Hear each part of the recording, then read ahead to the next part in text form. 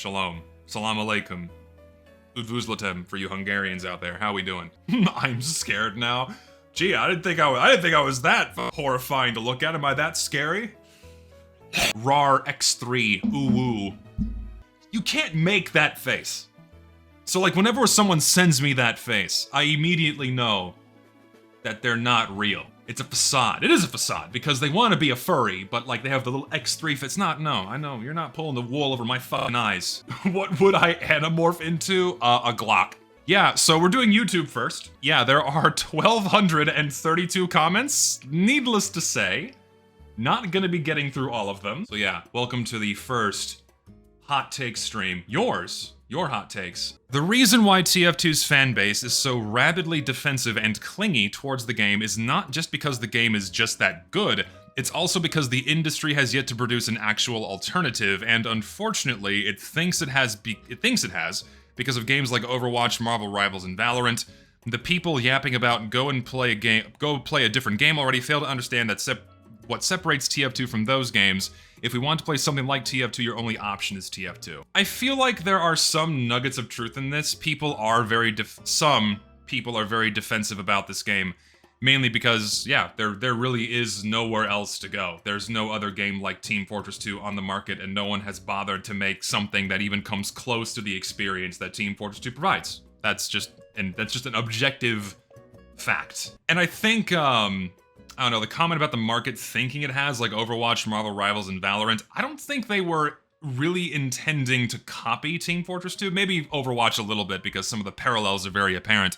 But they're really just trying to, you know, branch out into, you know, the more popular, you know, the more competitive side of things, small team sizes, and, you know, more faster-paced gameplay, what have you.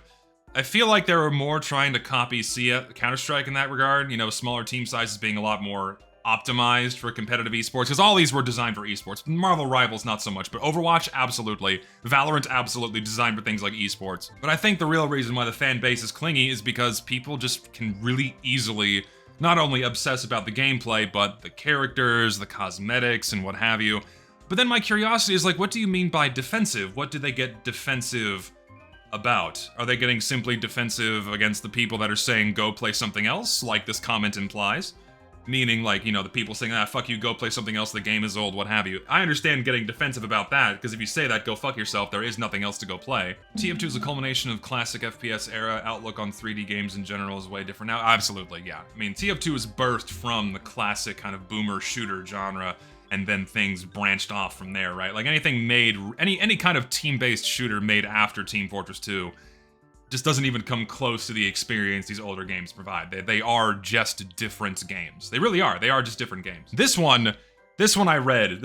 I've read like a handful of these. I just scrolled through the other day and I looked at a few. This one I read. Just to put this aside now, because people are definitely going to say this. A lot of these aren't hot takes. A lot of these are just takes that I happen to agree with. You know, we'll hopefully get to some that are actually hot. The TF2 community has completely forgotten what the Merc's real personalities are. Soldier is not incapable of rational thought, Medic is not some charming and clever German doctor, and don't even get me started on Pyro. That's just an objective fact.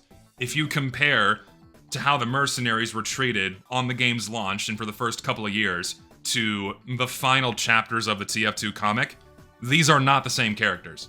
They're not the same personalities. They have been completely twisted and warped into something that is completely unlike what their characters were supposed to be at launch. It's not even hot, that's just true. Like, what else needs to be said? And of course, the most obvious and clear example that Richter Overtime made a very, very fun video about on his second channel is where he's talking about the Pyro, and I got that stupid spat on Twitter where like, yeah, Pyro's character went from this mysterious, creepy, bug-like man that burns people to death and chops off people's heads with a fire axe to a literal puppy. A puppy dog that begs for table scraps at the end of the final comic. Like, that is a complete and total Flanderization of the character by writers who had no idea what the mercenaries were supposed to be at the game's launch, right? They were brought on long after TF2 was made and released and launched, and then when they were given the green light to do whatever the fuck they wanted with the story that was never meant to ship with the game in the first place, and didn't ship with the game in the first place, and the game did not have for the first couple of years since the game's launch, then everything went to shit and the characters just became something else. And if you like the comics, that's fine. You can go and love these things. You can go and love the past 15 years of fan canons and what have you. I'm not dogging that. Go write your fucking, I don't know, sniper X spy, you know, lovers fan fictions. Go crazy. I don't care. But none of that should be applied onto the game itself. None of these things apply to the true game, nor should they be projected onto the game. These things exist wholly removed from the actual game's canon. Simple as that. Halloween map pools should be purged, remove at least half. I would say remove 80%. Again, this is a very painfully cold take. Like, that's not even... Is this even debatable? Like, of course people get upset when you suggest removing any kind of content from Team Fortress 2. Like, oh, like, 'cause someone might actually enjoy zombie infection, the shitty broken game mode that this is. Some people might actually enjoy the other the heaping pile of barely functional garbage, horribly balanced maps. But I would easily say, I'd say about 80% of the maps are only played during Halloween, just so people can finish their contracts and get their free items.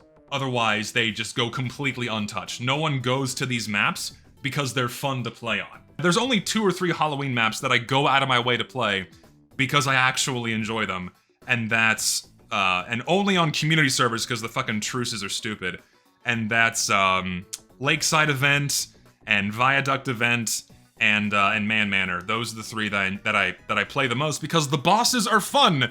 And it's fun when the truce isn't there for Monoculus and Marasmus because you can actually keep shooting people. That's fun. Thankfully, Man Manor never got a fucking truce because that would have fucking sucked. Why do people like Freaky Fair? Okay, I love running my game at 40 frames per second. What a great fucking map that is. Anyways, let's move on. Most of us agree that the vast majority of Halloween maps are fucking awful. Payload Race, in concept, should be one of the funnest game modes in the entire game, but fails due to most Payload Race maps being horrifically designed. I don't think I agree. They are inevitably, you know, choke fests and stalematey, and Banana Bay's decent. The Banana Bay for me kind of falls into like 3rd or 4th place, because it's a bit of a spaghetti bowl. I think the best payload map in the game is Nightfall. I wouldn't say they're bad. I don't think they're poorly designed. I think they're okay. I think their layouts are fun, and they were definitely made for earlier versions of the game, where we didn't have all of the unlocks, where, you know, the average skill of the player base didn't ramp up into crazy levels. They were way more fun back in the day. And here's the thing too, man. Like, I just wish more people would go out of their way to play on Payload Race, but they don't because it's hidden. Yeah, they're not played because they're bad. They're not played because people don't tick off the boxes at the bottom of the matchmaking map list. It's stupid. Payload Race is alive in EU. Well, I would be surprised if it is. If you would like to play Payload Race more often, shameless plug, go play on my servers, because guess what we have? We have Payload Race, so go play there if you want. This community is insanely positively biased towards Soldier. Soldier feels great in any combat situation and has all the means to get in, deal burst damage, and get away, but said community still trash talks Pyro, despite him being an objectively worse class and requiring a setup by your team, your sniper taking care of an opposing sniper for example, for him to be effective, all of which Soldier doesn't need. I'm slowly not really agreeing with this one. It's too easy to get the job done in top scorers Soldier, and people commend you on it, but when you get insanely tricky frags and do some insane combos as Pyro, you get scolded and get called WM1. I just don't see that happening at all. Whenever I see a really high-skilled Pyro wiping the floor in a server, I never see people saying he's WM1ing at all. People whine at Pyro's air blast hitbox all the time, but when they are shown how big the stock rocket launcher splash is, they start yapping why huge splash is good and roughly the same size air blast's hitbox is bad. Come on, we all know that both of these things are made with ping and netcode taken into account. I think, and I also agree, that people do tend to complain way too much about Pyro's air blast. The only thing that I think is worth complaining about is that it's a little too easy to stuff an Uber as Pyro. I think the air blast knockback should be knocked down to 50% on Ubered players, where they can still, you know, push them around a bit, but not just completely send them flying away. I think that's too much. Other than that, I think air blast is largely fine. I think it's way too overly demonized. But people being insanely positively biased towards Soldier, I just think that people realize there's nothing super annoying about fighting a Soldier. It's really not. Soldier's really heavily kept in check by damage fall off, by his projectiles getting blocked by teammates, especially in chokier areas on maps. And in order to have any kind of reasonable mobility, you have to remove your own health. So that really does keep him in check. And his default speed is slow as fuck, right? He is ultimately a very jack-of-all-trades class where he's effective offensively and defensively, and even support if you're using a banner. But it's in a situation where he really only strongly excels in an offensive position if you're really good at rocket jumping, if you can really land your shots, and you're using gunboats, right? If you do, stock gunboat escape plan, and you're a fucking god at the game, then yeah, you can be a nuisance, but a lot of things keep him in check. I can't agree with this one. I really can't. Pyro is overly demonized because air blast can be a little bit annoying, but really it just comes down to timing and timing your shots. Yeah, you need to actually hit your rockets to do decent damage, and if you're anything other than, at mid to close range, you're sneezing on people. Combo flanking and getting close with flamethrowers should be deadly, and having to do air blast combo shenanigans is silly. So, I mean, this comes into the fact that the flamethrower's damage ramp up has been broken for many years. If that actually worked properly, then WM1 would be even stronger, and it would be actually dangerous to get close to a Pyro, but because ramp up's been broken for many years, Pyro's a little on the weak side if you're just overly relying on your flames. And I mean, you don't need to rely on combos, but it ultimately comes down to like how good is the enemy team that you're fighting. And in your normal casual game, it's not all that big of a deal. Because Pyro is commonly frowned upon and Soldier is one of, if not the most popular classes, so people don't want to hate on him. I think Pyro is very popular. Pyro is very popular for a reason. He's very easy. I think that's the real thing people get at, is Pyro's a little too easy to play, right? You don't need to get good in order to be effective. You can just walk around, you fucking burn people, Afterburn helps you, Air Blast helps you, and Soldier's easy too, don't get me wrong, but the skill floor for Pyro is way lower than Soldier. Like, Soldier's here, Pyro's here, because you don't need to learn how to lead your shots, you're not dealing with projectile jank in the game, you don't even need to combo if you don't want to. Right, as a Pyro, you can just walk around with your flames and, generally be decent if you know how to flank. You just gotta move and be in the right position. I think both of them have pretty high, if not similar, skill ceilings, where a really fucking good Pyro will basically annihilate a good Soldier 9 times out of 10. And also, this comment about setting up with a sniper is strange to me. I don't know if I agree with this. I don't think I think that's just more of a comment on a sniper's presence in general. Like, if there's a good sniper on the enemy team, if you lack someone that can deal with him, then you're just not gonna get you're not gonna be able to get established at all. It's not an issue with Soldier or Pyro otherwise, it's more of a sniper issue. Why is Heavy not popular? Because he's slow, right? Heavy is the damage sponge, and a lot of people who start playing the game initially don't have good positioning, and they don't know maps very well, and so they die as him a lot despite his health pool. I saw somewhere the opinion that old heads sees the mercs as independent individuals, meanwhile new heads see the mercs as someone through whom can show their own player personalities, and I think it's really true. That's just a comment on cosmetics. Once Valve put cosmetics in the game, it opened up the doors for player expression, where you can dress up your characters however you want. It's not really a hot take, that's just true, where when we didn't have cosmetics, they were just the mercs with their personalities, and then as Valve got further and further and further away from the TF2 art style, then players could just, make entirely new characters out of the sheer volume of cosmetics in the game, and project what they are onto the mercenary. That's just true. TF2 has the least friendly and welcoming community. I think at a surface level, the community and the TF2 sphere is, it presents itself as this very fun and whimsical place. I mentioned this in my Meet Your Match video. It presents itself as this very fun and whimsical place. And, you have all the videos and the SFM animations and the YouTubers that present themselves in a very positive way, and, you have, and I'm just using an example. Don't get mad. You have people like Shork that are working with the voice actors. You have all this, happy, fun content that floats around about TF2. You have all the fan art and all the shit posted on Twitter and all the cosmetics that are posted on Twitter and all that shit, So at the surface level, if you're looking at the TF2 sphere from the outside in, it's a lot of positivity and what have you. But once you start playing the game and get invested in one sphere or another, then it's really just like any other online community where you're gonna have the bad eggs, you're gonna have the people who are unwelcoming, you're gonna have the assholes. They just exist everywhere, no matter where you go in the TF2 sphere, and of course some areas of the TF2 sphere are worse than others. But like, if you just ignore the people and play the game itself and don't involve yourself in the community in any way, you're still gonna have a good time. The game is good, right? You don't need to involve yourself in the community at large in order to get the full experience, right?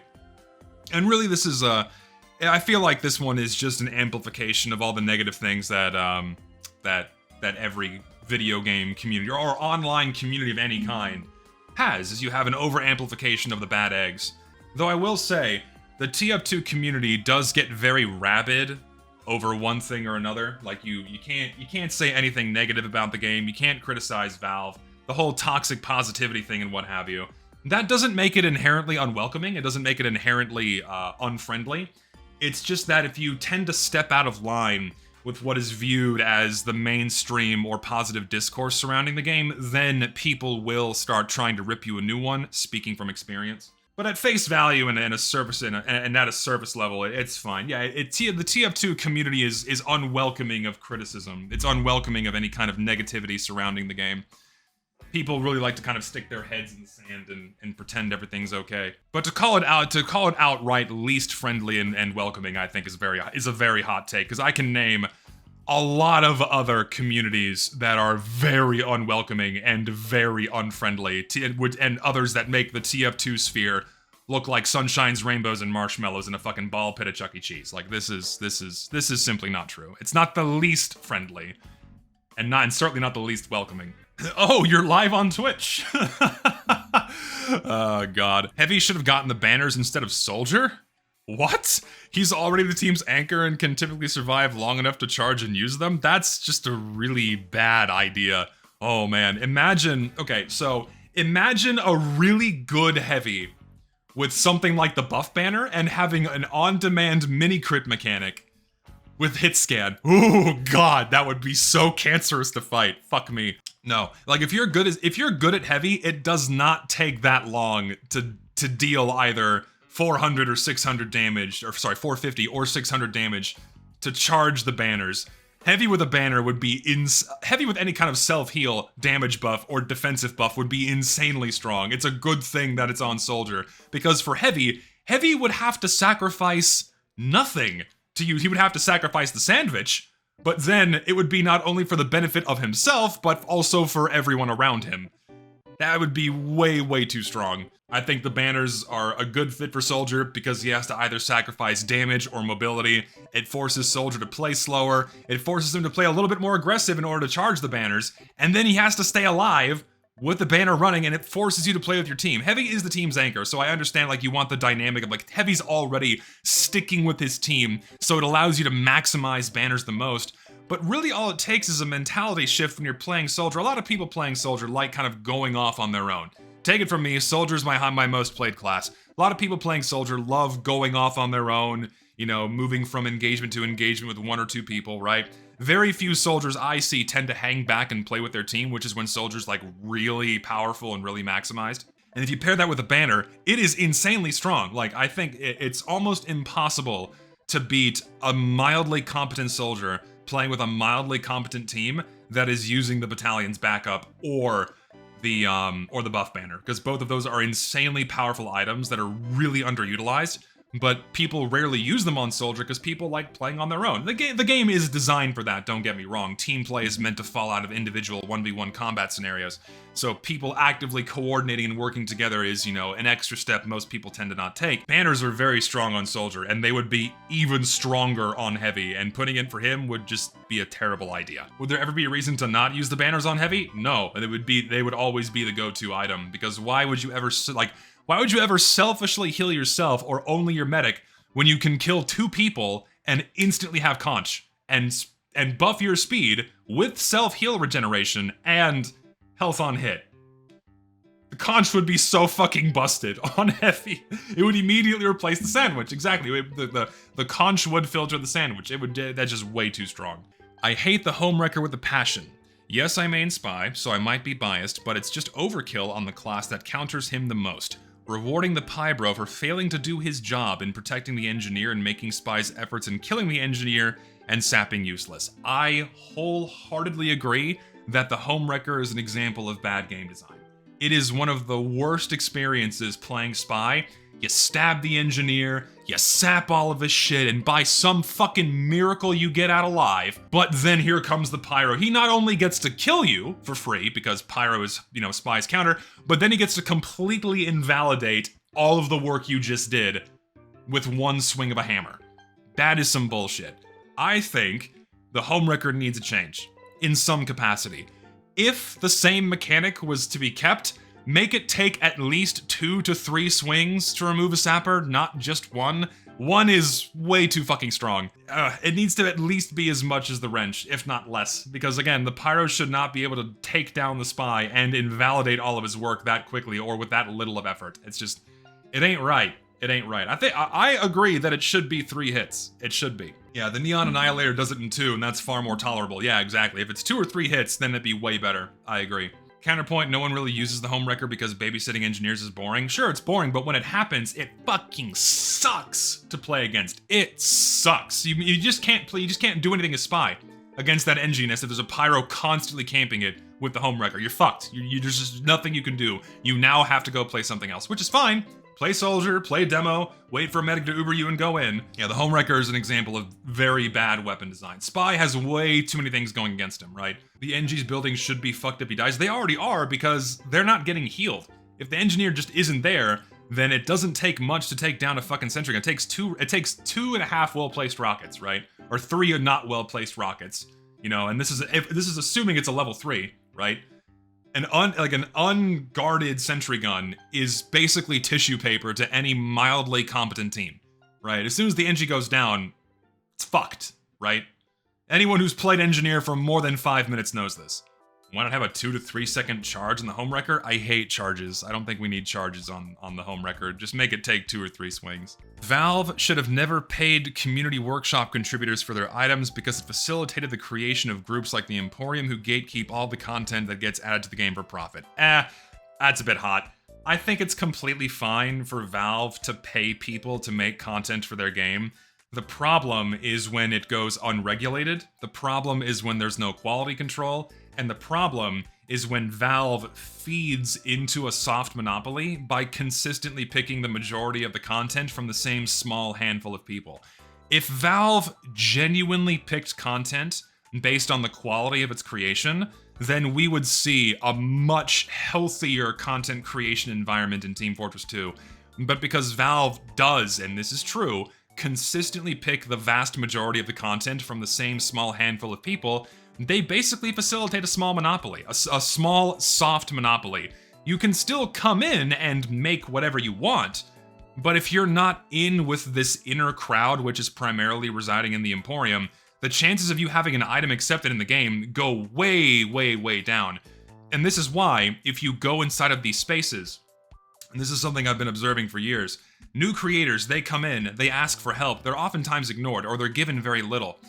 And then they eventually learn, oh shit, I need to be sucking up to these guys that Valve consistently picks in order for my work to even be acknowledged, right? And so normally what they do is they ask these guys, hey, collaborate with me on this item so my name can be attached to this, so your name can be attached to my work, which then increases the chances of the item being accepted in Team Fortress 2.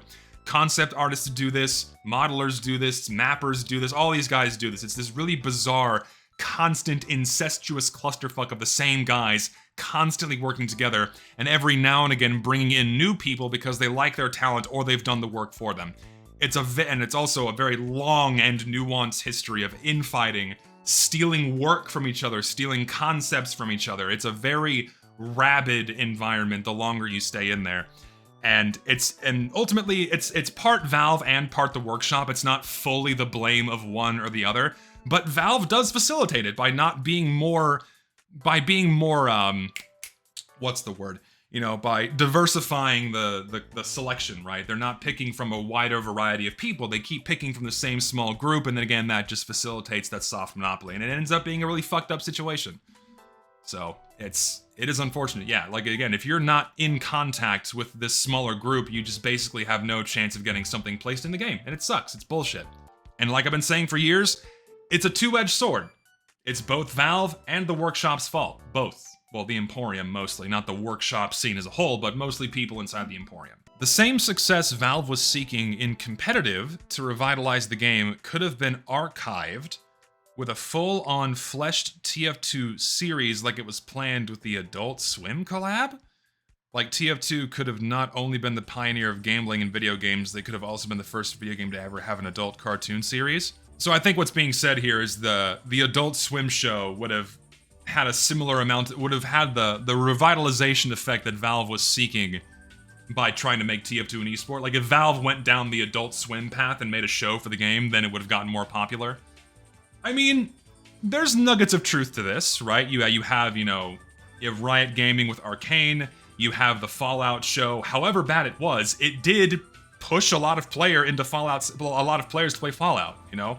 The shows might suck, but they did send a lot of new blood into these games, and so there was some player retention. Like, the activity within these games did go up.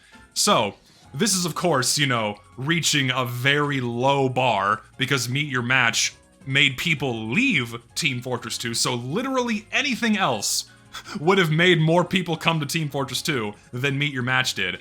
But if Valve did make a competent show that was actually, well scripted, well written, and had, enough charm and what have you, it absolutely would have pushed a lot of players towards Team Fortress 2. That's just true, right? The long-term effects of that, how it would have affected, I guess, content selection or the general attitude and air around the game, who knows? But it would have been infinitely healthier and infinitely better than Valve trying to make TF2 an esport. I do completely agree with that. No, sure, and this is, of course, yeah, Whiskey Tango, you're completely true, right? They can barely finish a series of comics, right? We are in this completely alternate reality where Valve actually cared about TF2 and kept multiple people on the game and really leaned into it as like a franchise, right? Or like really wanted the IP to grow and be something big and successful, but of course, that's not the reality that we're in. Trust me, you don't want multimedia projects for the series. That's how you attract secondaries, twisting the game further. You're also not wrong. It does attract a lot of normies. And ultimately, when companies want to earn money, they try to, appeal to as wide of an audience as possible. And when normies become the majority, guess what the game's going to be geared towards? It's going to be geared towards the normies. So that is true, and ultimately you have to trust the game company. Trusting a game company to do the right thing and not warp their game to the normies. But it just happens time and time again. So, could we have trusted Valve to do the same? Valve is pretty covetous of their IPs, and they treat some of them pretty well, but would they have done that with TF2 based on how we're seeing things now? With the cosmetics and the quality of them and the maps? Probably not. Be too many of those people like the Devil May Cry series. Yeah, I heard a lot of bad things about that show. Wishing for your favorite thing to attract normies is like trying to cast a death spell from a witch. I think it's totally fine to try and bring in more people, but you have to market your product or your game or your show to bring in more people that actually like it for what it is. But if you don't do that, then you're trying to warp it into something that's more generally appealing. It's going to eventually appeal to no one. Not fully related to TF2 itself, but it does have to do with sniper balance discussion, as done to death as it is. Oh god. While interesting, it shows how influential teams to focus on central team fights more has done irreparable damage to sniper balance discussion. Not trying to defend it's basically him saying Shonik's video is a biased view and made people think that sniper is not necessary for the game, or he has, or people wouldn't miss it if he's gone, I guess. Not trying to defend Sniper, I'd very much like for the class to receive nerfs that amplify his close-range weaknesses and reel back his long-range impact by a little bit, as well as provide some much-needed readability of where he is. But I'm tired of people that want to remove Sniper using Shonik's video as a silver bullet that removes any and all discussion of what that would actually mean.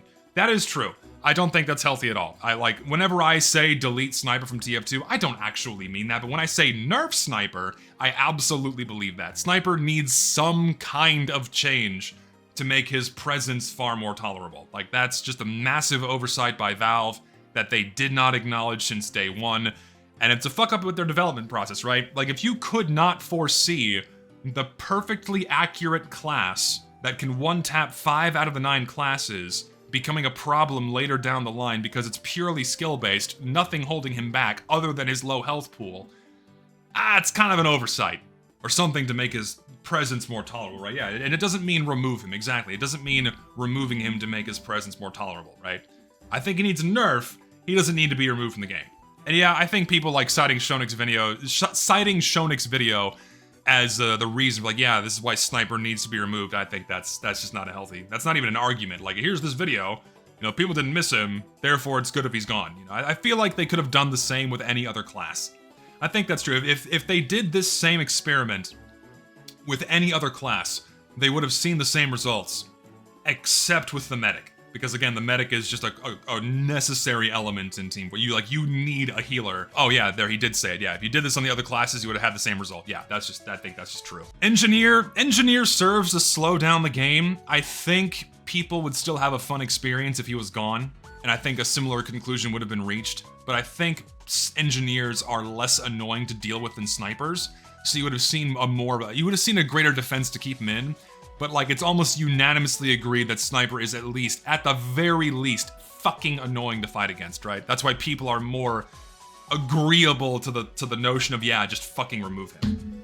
An infuriating aspect of TF2's community is their endless need to gloat about their superiority on Overwatch, most of the gloating being done unprovoked. They gloat on how TF2's cast has better personalities, they gloat on how TF2 is the achievement for making a player rage quit, they gloat on how TF2 is more unique. But the moment you point out a cosmetic that doesn't fit in the game, a taunt acting more like an emote than a taunt, or even that the game's personalities were warped in the comics, they break down and cry, let people enjoy things, stop being anti-fun, stop taking things seriously. That is just true. Like, I mean, it's so dumb. The entire, okay, so here's the thing. The entire comparison of TF2 to Overwatch falls apart beyond the after the surface level, right? Like, you have a class-based team first-person shooter with a couple of parallels to TF2. You have Rocket Lady, who looks like the Rocket Guy. You have Bow and Arrow Dude, it's like the other Bow and Arrow Dude. Oh, you have the Sniper Lady, it's like the Sniper. Whoa, like, beyond that, the similarities end. And they simply are just different games, and for years, people kept harping on, like TF2 being better than Overwatch when they're really just not comparable. They're completely different games. I do think we are warranted the luxury of clowning on the people that said that Overwatch was going to be a TF2 killer, and now here we are 10 years later with Overwatch just dying and hemorrhaging players day after day because they just, you know, flub the ball over and over again. But beyond that, saying that TF2 is superior to Overwatch is like saying, I don't know, this rag is superior to this fucking sticky note. Like, these are just two things you can't fucking compare, right? I don't think that's fair to do.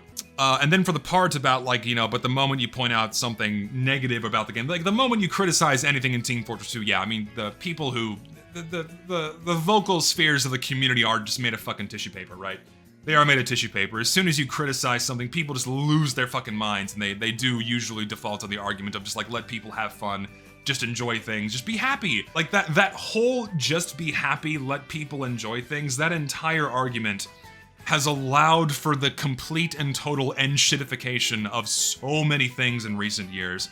Because as soon as you try to establish any kind of standard, any kind of quality control, any kind of semblance of continuity within your own IP or game, that apparently is now the Achilles heel for the consumer and is now a bad thing and it needs to be completely done away with. Why? Oh, and the ultimate argument is, oh, because I like it. Which is, you know, then the proper response to that should be, this was not made for you. Go find something else. Let's not change it to appeal to people that were not interested in this product in the first place. Bye-bye.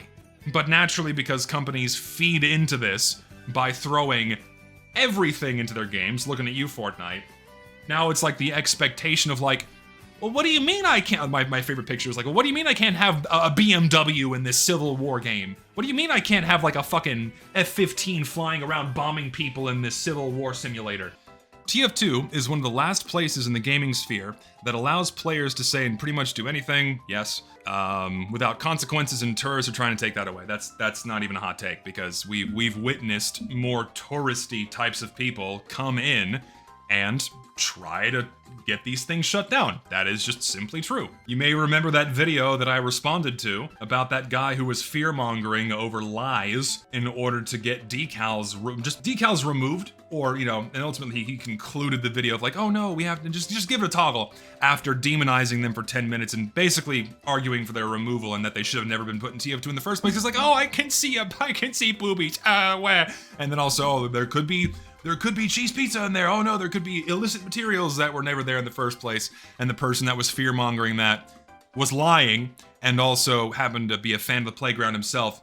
Tale as old as time. Again, it's always projection. Always from these fuckers that are bemoaning, oh, we need censorship to protect the kids. We have to remove this to protect the kids. They always want kids. They always want kids. Every single time. Without fucking... If I had a nickel, every time I've seen someone bemoaning that we need to censor something to protect the children, and they ended up being a pet, I would at least have $1. I've seen it a lot. People take the tidbit of Robin Walker saying the Dangeresque 2 was just how far they could bend the art style before it just plain looks bad. Too far.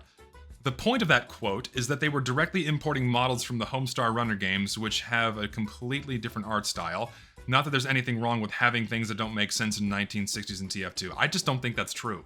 I don't think that's true at all. I'm pretty sure that the statement was in direct reference to that these things don't make sense in TF2. I don't think it had anything to do with the model being imported from the game. Like, is there a source on this? Like, that comment was very obviously made in reference to a pair of shutter shades just not meshing with the tone, theme, and stylization of the game, right? The game design of Spy is one of the greatest designing ideas in the history of FPS games. I don't think that's a hot take at all. I think that's just true. Spy is a very interesting and engaging class. Being able to go invisible, backstabbing for a one-shot kill, it is just fucking awesome. Like, I don't need to spend more time on this one. It's just really fucking awesome, yeah. Yeah, it shouldn't work, but somehow Spy works really well in TF2. He does. Community-made MVM missions are fun, and those who don't play them because they won't get a reward need to reevaluate what they like about the game mode. I think the people that only play man versus machine for the reward don't really like the game mode as much as those that just play it for fun. Like, I don't think these two types of people are comparable. It's a completely different breed of person that will go out of their way to play man versus machine without some kind of reward. Like, if I'm putting in the time, right, I want something for my time. The perfect example for this is like Deep Rock Galactic. When you play PvE and you pour a bunch of time into a set of missions, like, you get stuff in return. If you're just playing boot camp, or you're just playing it for fun, like, I want a little bit of something for my time, even if it's something that isn't something you can sell, right? Like, it's not something you can sell in the form of an Australium, or if it's like a hat, but like, just give me something. Give me like a other than, I don't know, something in the game, right?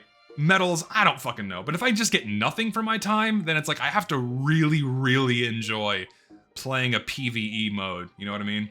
Like Left 4 Dead. Left 4 Dead is so fun with friends, and I get nothing at the end of it other than the game being fun. And it's also short. Like, each individual level isn't like a super huge time commitment. Like, you don't have to play for 3.5 hours to finish a whole tour, right? Like how MVM you have to. In Left 4 Dead, you can play for half an hour, 45 minutes with a set of friends, and then be done, right? You don't need a reason to sit down for hours at a time and complete a tour, you know? Yeah, exactly. And if you rush Left 4 Dead, the maps don't even take half an hour. That's just true. Seeing others talking about the mercs' personalities and how they've changed, I would love to see more fan works that depict the mercs with their personalities from early TF2. I mean, I completely agree. That would be so cool to see. I would love to see more artwork of the mercenaries based on their at-launch personalities. That would be so fucking cool. Give me more creepy, badass Pyro. Give me more Bugman Pyro. Give me more Demolitions Expert Demo Man, and not the drunken medieval knight that everyone plays, like everyone depicts him as. You know, I want some real shit.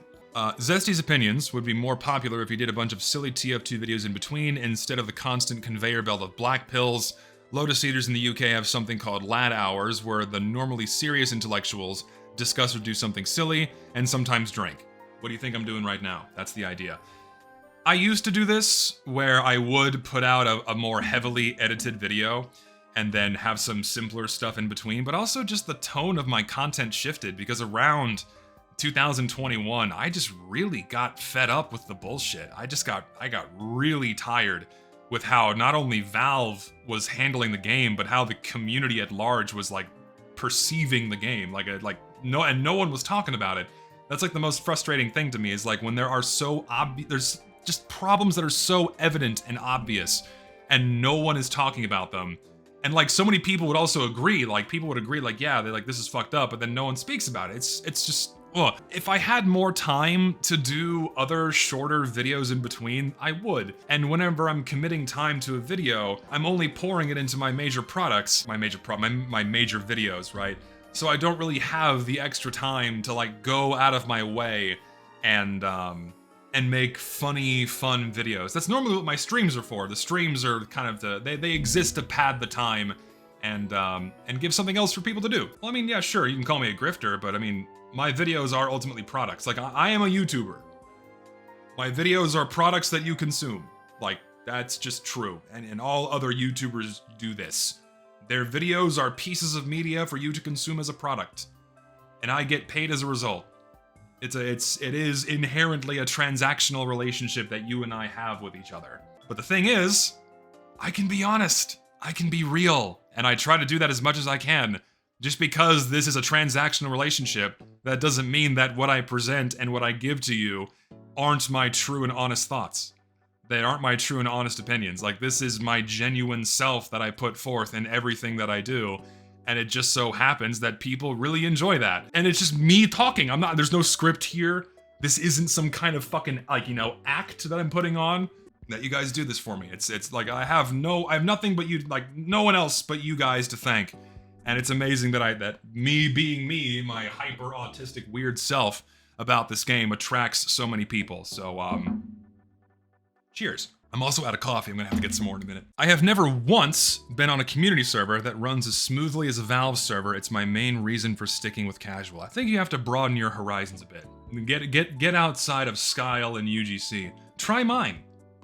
Try my servers. Meet the Pyro has done extensive damage to not only the Pyro's characterization, but the game's art style as a whole. Pyroland cosmetics are ugly as sin, and it also helped open the floodgates for so many garbage cosmetics. As for the Pyro, he went from being a mysterious, creepy, silent killer to an OMG heckin' wholesome baby and engineer's son. I think this is a lot more true in recent years, but when Meet the Pyro came out, this wasn't the interpretation at all. The Meet the Pyro is very well done. And this is, again, something that Richter Overtime discusses in his second channel video about Pyro's character. Meet the Pyro is very well done, where Pyro is depicted as this fucking monster, roaming around a town, cutting people's heads off, locking Medic in a barn and torching him to death by burning the building down around him. He is depicted as this monstrous, evil demon going around and tearing people apart, right? But in his head, it's sunshine and rainbows, and that's the fucked up part, where he's taken off Heavy's head with an axe, but he's thinking he's handing him a piece of candy, right? That is the perfect depiction of a schizophrenic pyromaniac, and it was executed beautifully. The problem is that in later years, you had the comics and Valve themselves feeding into the whimsical side of the Pyro and over-exaggerating that and flanderizing him, turning him into this cute little puppy dog, literally a cute little puppy dog character, as shown in the final picture of the TF2 comic, where people overly focus on the cutesy shit, and then they go back and look at Meet the Pyro and go, oh look, there's cutesy shit in this, therefore Pyro is always cute and funny and whimsical and silly, right? When that's just simply not true. It's just simply not true. And Meet the Pyro, on release, was, again, the perfect characterization of who the Pyro is, right?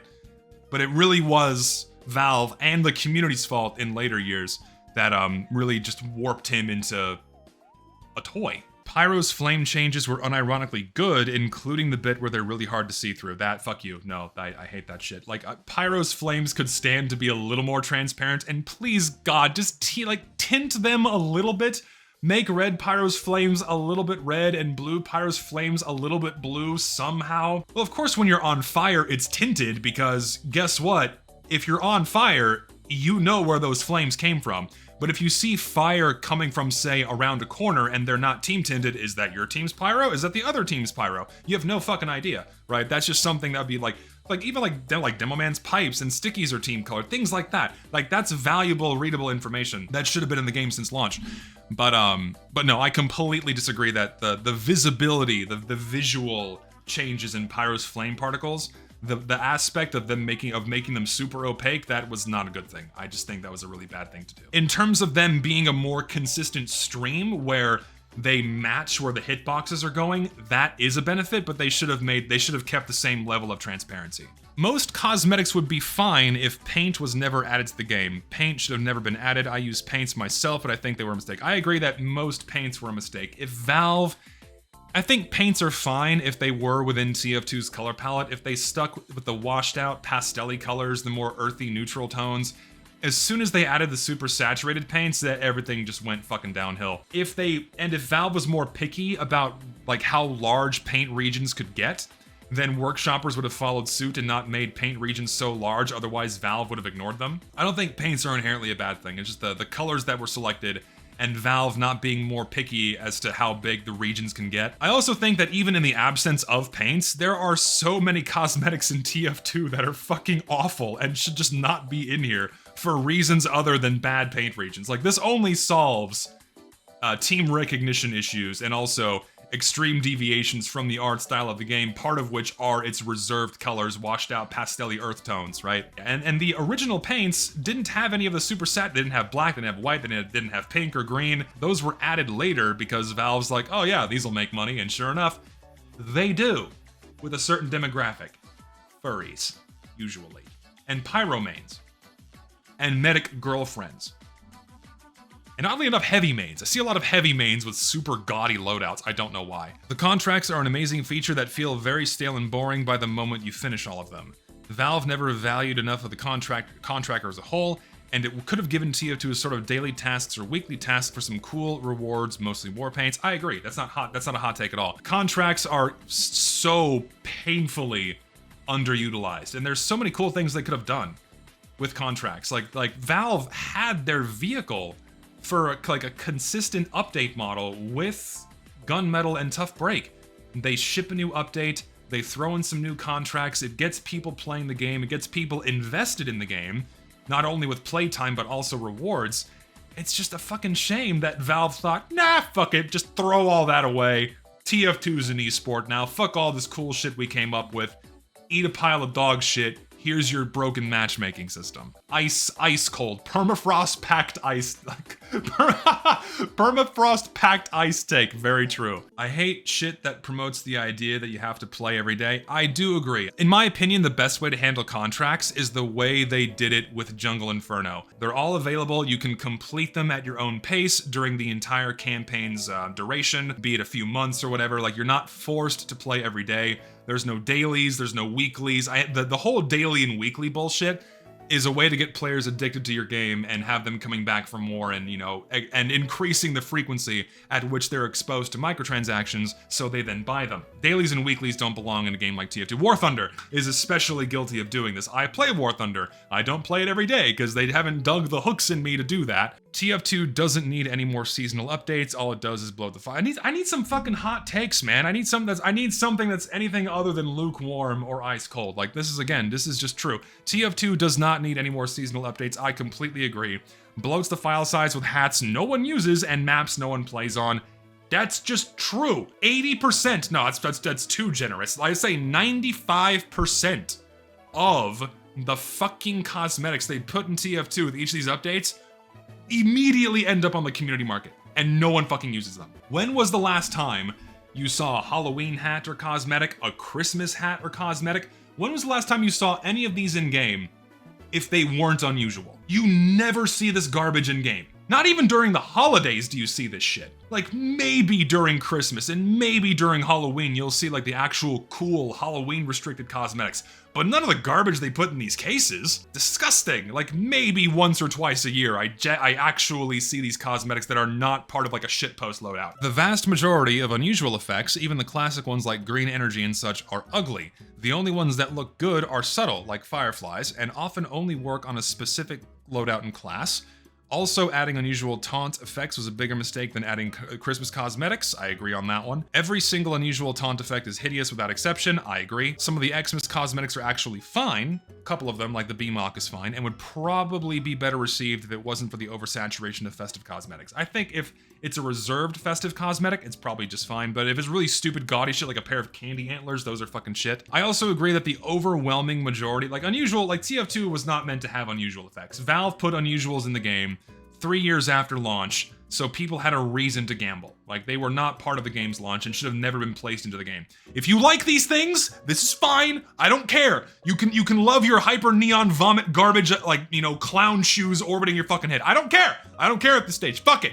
Like, you want your fucking mercenary to be like hot pink and green with like fireflies and a fucking bucket of candy flying. We have a bucket of candy that flies around your head. You want that shit? Go for it. I don't give a fuck anymore. But they should have never been put in the game. If you're genuinely wanting to preserve the game's art style and the tone of the game, unusuals should have never been put in TF2. And most of them are fucking awful. Even something like green energy or purple energy are far better and look so much nicer than 99% of the shit that we get with unusual effects in recent years, man. And I think a very small handful of Christmas cosmetics are fine, just so long as they don't get so fucking tacky. You know, a simple Christmas hat is fine, and that's kind of it. That's kind of where I draw the line. It's like just a fucking Christmas hat, or like the Santa Claus shirt for Soldier and Heavy and what have you. Like, that's fine. But as soon as you throw a pair of fucking candy cane antlers, or garland all over the body, or like Christmas present shoes, or a pile of presents on their head, like, fuck off.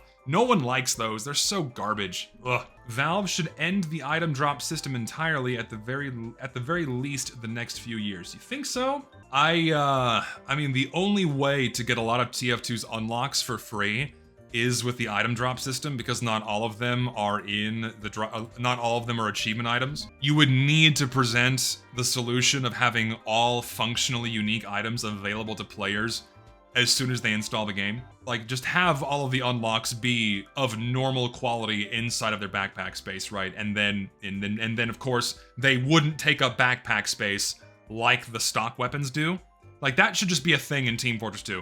You shouldn't need to get an achievement. You shouldn't need to buy a functionally unique weapon. They should all be available to a player as soon as they install the game, especially now, so where certain unlocks are just always better than the stock counterpart.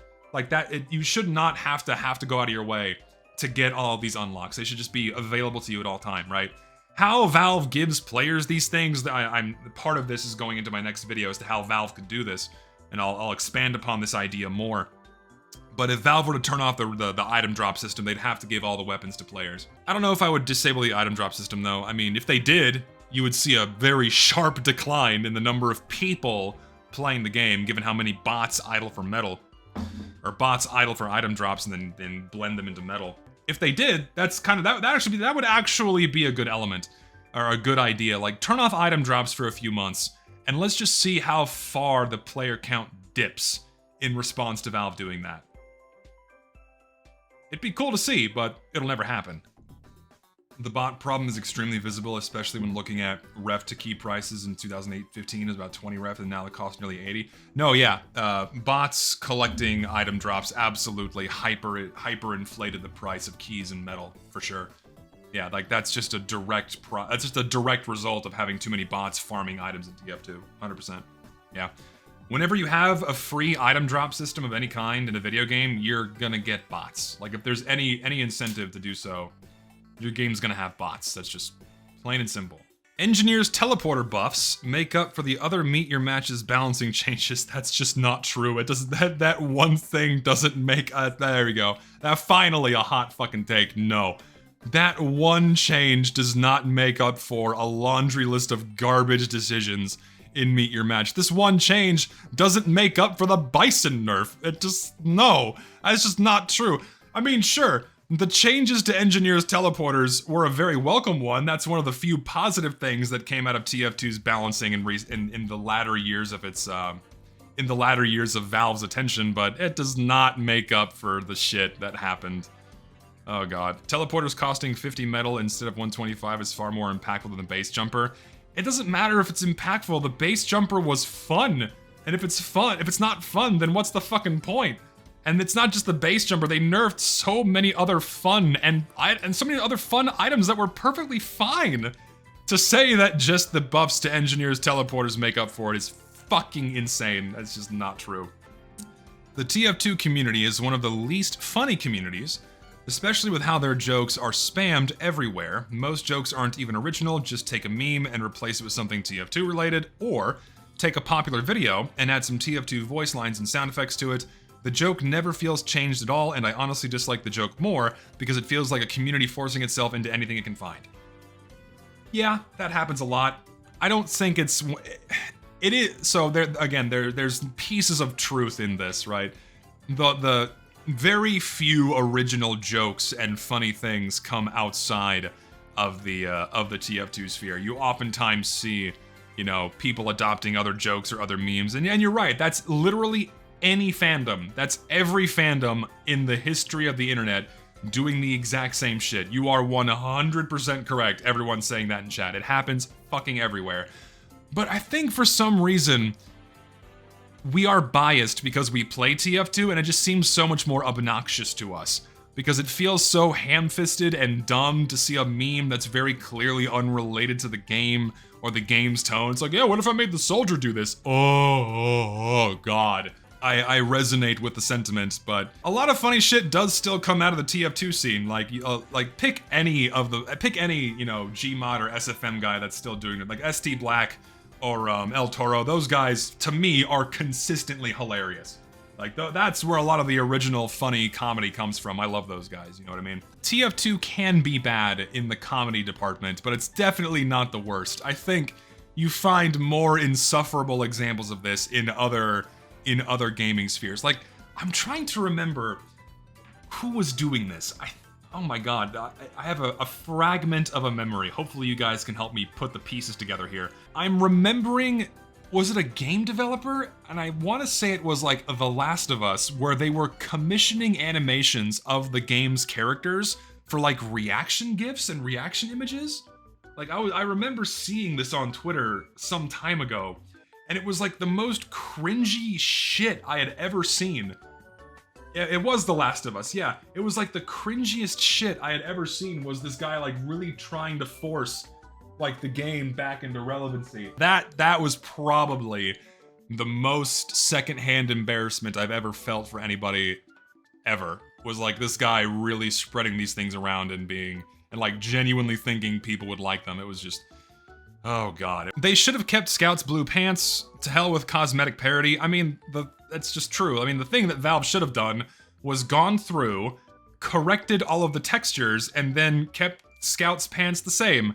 But because because the people working on the game know nothing about the game, they thought, oh yeah, if we correct this, then everything's fine. Uh-oh, they didn't even think to consider that they had 15 years worth of cosmetics to think about if they were changing a color on the Scout's base model. Like, that thought didn't even come to their fucking minds, right? They didn't even think about that. Like, that was like the most telltale and hilarious sign to me that Valve doesn't give a fuck about this game. And the people that they had working on it don't know about this game. And they see something in the community floating around like, oh yeah, that's a bug, we can fix that easily. And then they do it and they go, uh-oh, we just broke a bunch of shit. It's like, oh my God. That was a very, very telling, moment as to how little Valve gives a fuck. It was just so sad to see. And I love it. This is immortalized as one of my highest moments ever in my TF2 YouTube career. Allow me to fillet myself. I predicted within an hour of this shit happening that within a day they were going to revert it because of all the cosmetics they just broke. And sure enough, they fucking did! Like goddamn clockwork, because they don't give a fuck about the game. I knew they were going to do it. They were too fucking lazy to just edit textures. Oh my God.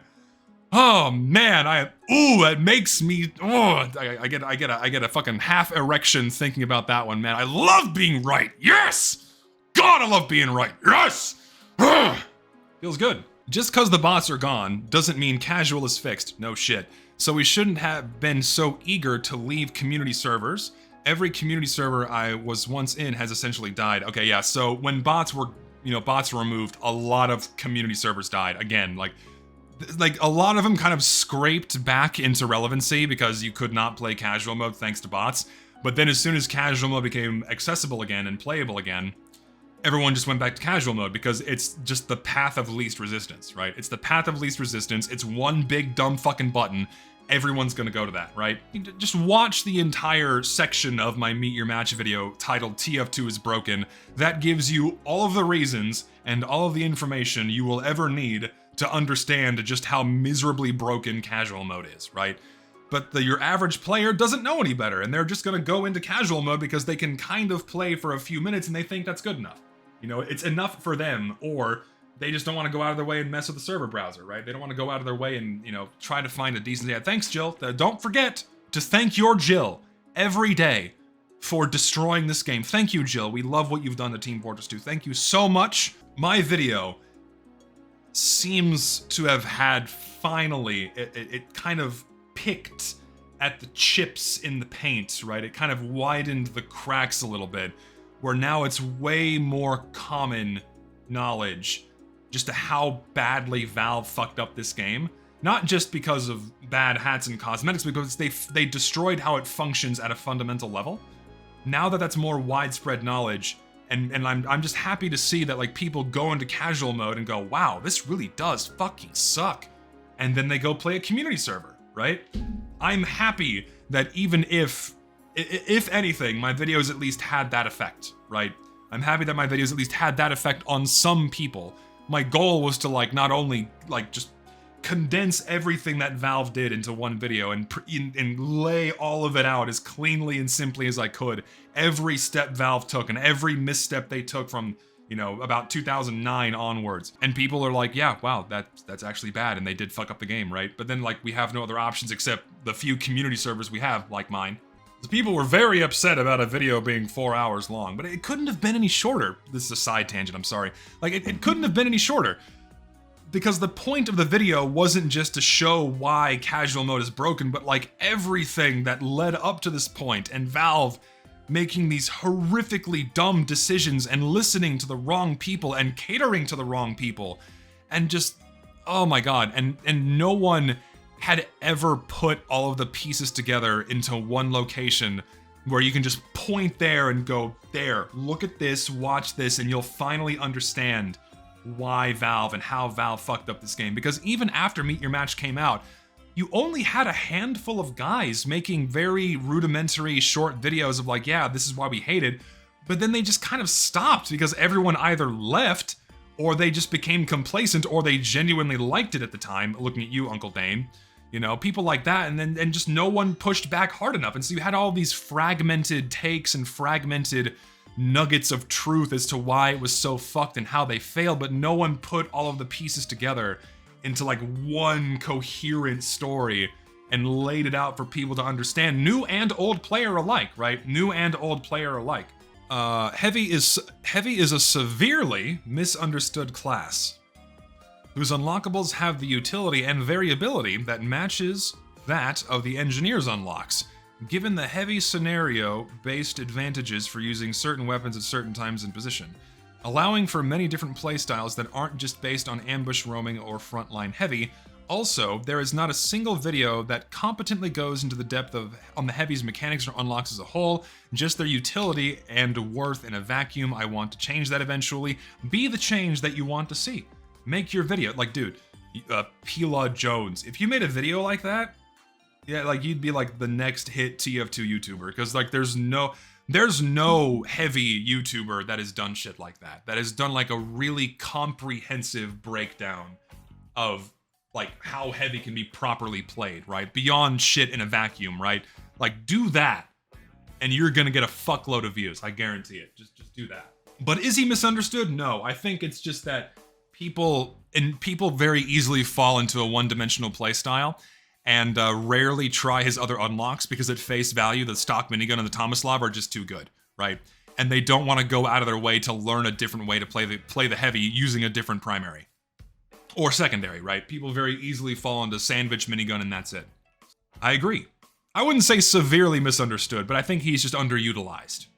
Shotgun Soldier's amazing. Can't count the times. I mean, That's just true. Not enough people run shotgun on soldier. I use shotgun on soldier. I can't even recall the last time I used gunboats because I love ground play as soldier. I love shotguns and I love banners. I stick with it. Not gonna spend time on this one because this is another one that's just true. I think the hottest mercenary is the engineer. Now we got something going on. Now we have some. Okay, any Short King fans? Any Short King fans in the chat right now? What is deemed short? Engineer's 5'6". Or is it 5'7"? It's either 5'6" he's either 5'6" or 5'7". He is a manlet king. 100%. He's small. You know, he's a little guy. I don't know. Is the engineer the hottest mercenary? If we're being objective here, who is the sexiest? It's probably the medic. I think the medic is the sexiest. He's got a hell of a jawline. He's got the most symmetrical kind of meaty build, but not too jacked, not too slim. You know, I really think the medic wins. I think he does. Nah, the sniper's too slim. Sniper's too slim. Spy and sniper are too slim. Soldier's got too much of a hunchback. Heavy's too fat. Demoman is, you know, he's okay. He's got one eye though. I don't know if well, you know. Spy is just too skinny, man. I can't say Spy. Spy's like on the lower end for me. I need some meat on the bones if I'm going for Spy here. Saxon Hale sucks. Like, I think Saxon Hale is like the least attractive thing that has been put in this game, 100%. I just don't get it. I've never been a fan of how Saxon Hale looks at all. Like, his drawings are better than his model. The model is just, I like it. I like it. Who's the ugliest? Scout, probably. I think Scout loses. I think Scout's just a loser overall. I think Pyro's better. Pyro's better because in my head you have the Fem Pyro and therefore, you know, that would win, but it's just not in the game, so. Second place. Sniper without glasses does things to me? Yeah, it probably haunts your fucking dreams. With how complex the game is, and how different player mindsets are from one another, literally anything could count as a hot take depending on who you ask. Well, that's just true. Let's move on. Sniper does play an important role in checking certain power classes, mainly demo through medic and heavy are also up there, since Sniper is one of the few classes that can safely and timely kill an overhealed heavy and thus serves to keep the combo's positioning more conservative. This is not to say his state is not extremely flawed, but his role is important for team balance. I think that's just true. I think most people acknowledge this as true, and like you said, acknowledge that there is some kind of flaw with his design and something should be done. That's just true. People that obsess over class categories being inaccurate only view the game in a competitive lens. Oh, thank you. Someone being a pick class doesn't exactly make sense when there's 12 people on each side. Thank you. Oh my god, I hate the whole pick class thing. The whole pick class versus generalist thing is entirely competitive jargon. 100%. Ever since that got popularized by people like Funk, it permeated into every corner of the game's discourse. I hate that shit. And discounts the strength of the pick classes when in ideal conditions, see chain stab, sniper and scout stomps, and so on. The way I see it, offense means the class is always ready to fight. Defense means the class needs to be set up to be effective. Support means the class does their best when they have a good team to support them. That's it. This guy is just speaking truth here. That's it, really not that complicated. If you want to get deeper into it, each class has elements that put them into other categories. Scout can do better when they have a distracting team. That's why he's on the left and wraps around to support. Pyro needs to close the distance and needs to get around. That puts him closer to defense. Demo has pipes at the ready. That puts him closer to offense. Engineer has support functions and has setup time. That puts him closer to support, so on and so forth. This guy is just right. What else needs to be said here? This is just true. So, a pick class in competitive in the TF2 competitive jargon is a class that is run generally to kill the medic or kill an important player, usually the medic or the demo, someone that has a lot of influence over the flow of the game, right? So let's say you have a stalemate going on in your typical 6v6 game. Someone will usually off-class to either sniper or spy to go and try to pick the medic or kill the medic so the stalemate can be broken and the game can continue. That's where this jargon was derived from. And then when you had YouTubers kind of popularizing the terminology and trying to project competitive jargon and play onto the vanilla game, then these terms became more popular and widespread. Yeah, pick class is a purely competitive term. Sniper isn't used enough in 6v6 because he doesn't have a team to protect him, right? The pacing of the game is a lot faster, so one, Sniper can't keep up, his health pool is low, and he can't hide behind a well-defined front line, so he's way squishier and easier to take down. And only when there is a hard-defined front line, when you have a stalemate, then people will run Sniper and try to kill the medic. But outside of that one specific situation, people will usually not run Sniper in 6v6. However, since you have much larger team sizes and the presence of all classes and all game modes in the vanilla game, Sniper has a lot more stuff to cower behind, which maximizes his annoyingness, his annoyance level, whatever. Annoyingness is not a word, but you get what I mean. The idea of having Heavy having a lunchbox slot is dumb and people only want it because of Fat Scout, yes. Heavy should not have a 4th slot for lunchbox items because having a self-heal, right? Having a self-heal, a quick switch damage item, and a minigun is too much. No, Heavy needs to sacrifice one of these things in order to have a self-healing item. Period. He should not have all of them accessible at all times. No. Heavy slots are fine as is, and anyone that wants a 4th slot, yeah, I'm sorry, you're just retarded. I don't know what to tell you. TF2 players who spend hundreds, even thousands on crates have serious gambling addiction and they won't admit to it. I mean, that's not even... This is not even a hot take. Like, if you're spending thousands on opening cases, you are probably a gambling addict. Thankfully, I spent thousands on just items that already existed and collected them. I have spent my fair share on trade-ups over the years, but I just bought shit because I liked it. I tried my best not to gamble for what I wanted. I only gambled for things that did not exist in the form of skins.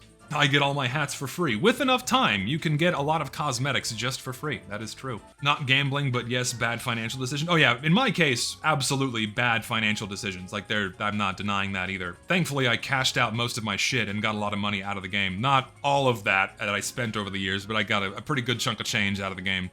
And I don't regret doing that. I really don't, because there's no point in having, you know, $20,000 in items sitting and not being used in a game that's now almost 18 years old. So I sold all my shit.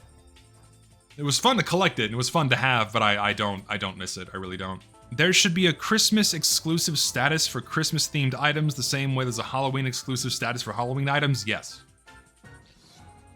Valve should have never gotten rid of the Halloween restriction. The only reason why they did that is for gambling and for money. They should bring that back. As much as it hurts me, TF2 becoming open source and or fully community maintained would be the final nail in its coffin, no shit. Pretty much ruining the game forever because of the current community, no shit. Team Fortress 2's community... The Team Fortress community's precarious spot with Valve at least lets us demand Valve to maintain the game on behalf of the community.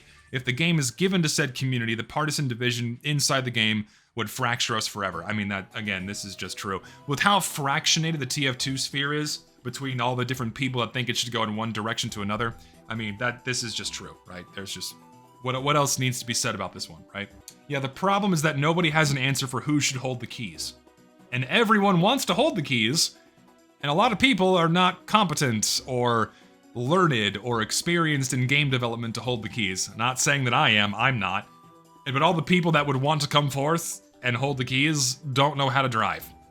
A lot of classic maps are actually really poorly designed and kind of dog shit. Yeah, and the only reason why people play on them is because of how my nostalgia. I just don't think that's true. I think people play on the maps because they're fun. Like, there's a reason why certain maps are popular, and it's because the map is fun. I don't think it has to do with bad map design. I think they're, like, a lot of the classic maps are far better than a vast majority of the more modern maps. Like, here, we have a hot take. I don't think that's true. The average TF2 player is more obnoxious and mentally unstable than your average Twitter user. And just look at what happens when you combine the two together. When you combine a TF2 player and a Twitter user, it's probably the most volatile combination of person, if you can call them that you'll ever see. No, yeah, the first 6 maps in TF2 are just some of the best in the game. Like, Dust Bowl is great. Dust Bowl, of course, was not designed to have all the unlocks and what have you, but it's still a really fucking fun map. Otherwise, why are people playing it all the time, right? Dust Bowl is just fun. Gravel Pit is very painfully underrated. Hydro is also very fun if you have a full server. You know, Well is one of my favorite maps of all time. I fucking love Well so much. I could live on Well. I could live on CTF Well. Granary is okay. I think 5CP is a somewhat flawed game mode in that it's either a hardcore stalemate that lasts forever or it ends in 2 seconds, which is not, you need some kind of pacing factor where it doesn't end in a stalemate, you know, like King of the Hill and Payload and Capture the Flag, what have you, right? CTF lacks that, and the timer will just run down and there's no clear winner, and the design of these symmetrical, really big maps is kind of not the best fit. That's why I think 3CP, like Powerhouse, that plays really, really well because the map is smaller, right? It takes less time to traverse the area and to have the game progress, right? I think 3CP works a lot better. Competitive players like 5CP because it does genuinely work better with smaller team sizes. Like, small, well-coordinated teams work very well on 5CP. I love walking for 90% of my game. That is just true. Yeah. I don't know, it's pretty hot, man. It's pretty hot. Am I a great TF2 YouTuber? I think it's a pretty hot take. I don't think I am, personally. I think I'm about as average as they come, but I appreciate the compliment. I don't know what to think about the spray ban. On one hand, it can disrupt the art direction of the map with pornography. On the other hand, all other items with custom textures still exist. Sprays should be turned back on in casual, and the option to turn them off should be left to the individual. I mean, I agree. The thing when it comes to sprays, I view sprays and custom decals, all of these things are a form of player communication. These are temporary things that are not part of the game itself. And as soon as you leave that server, it's gone. You're never gonna see it again.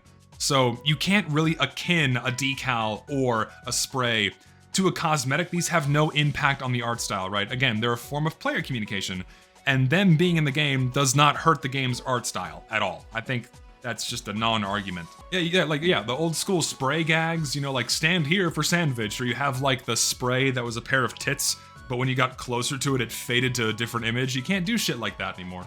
The TF2 community has done a terrible job properly gatekeeping to keep out the many bad apples that have genuinely done reprehensible shit.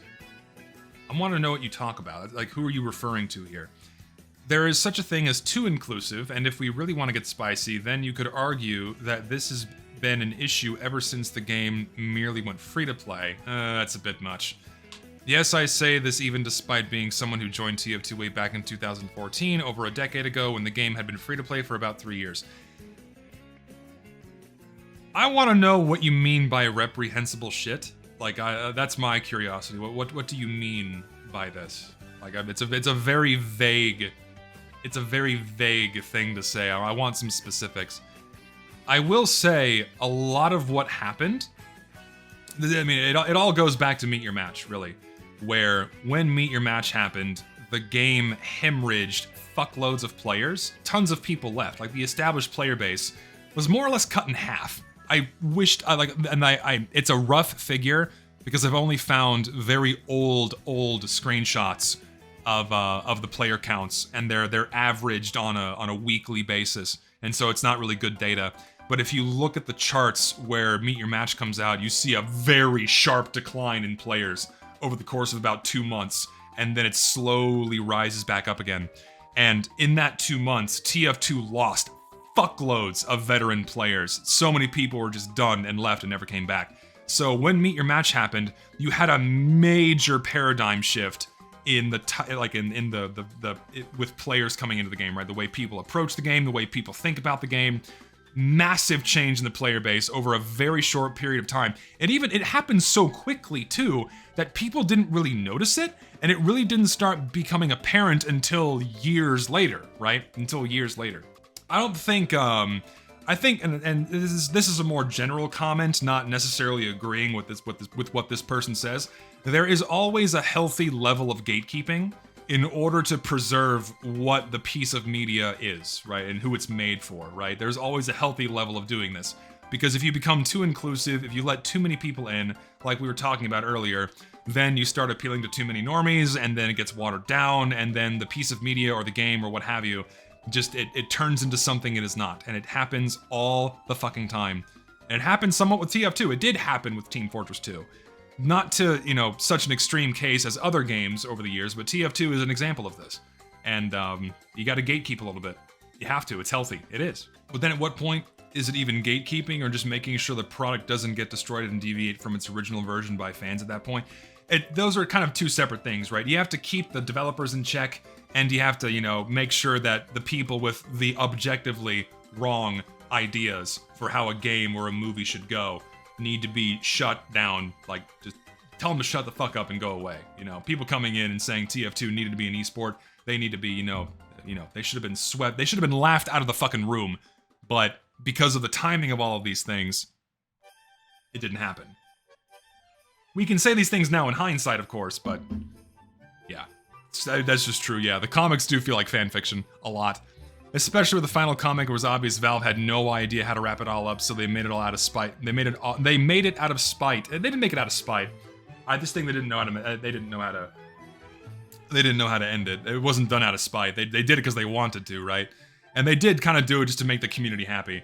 But it wasn't done out of spite. But absolutely, yeah, the comics after a certain point absolutely fell into really feeling like fan fiction. Yeah, Richter and I, we discussed this quite a bit.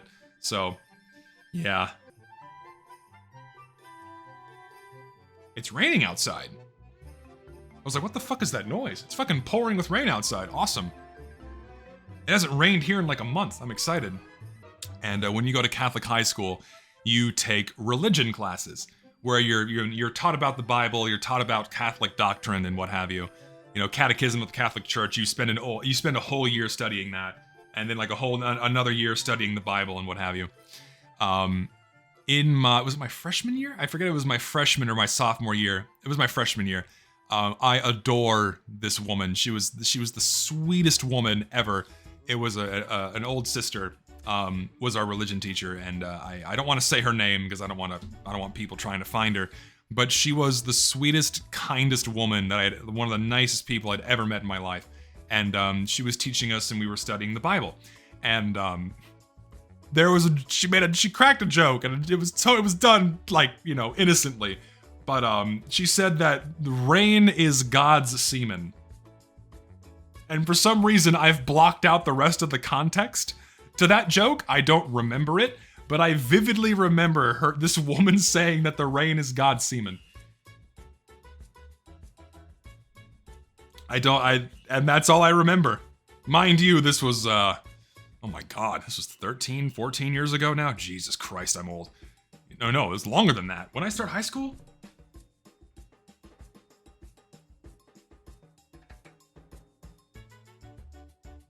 $18 years ago.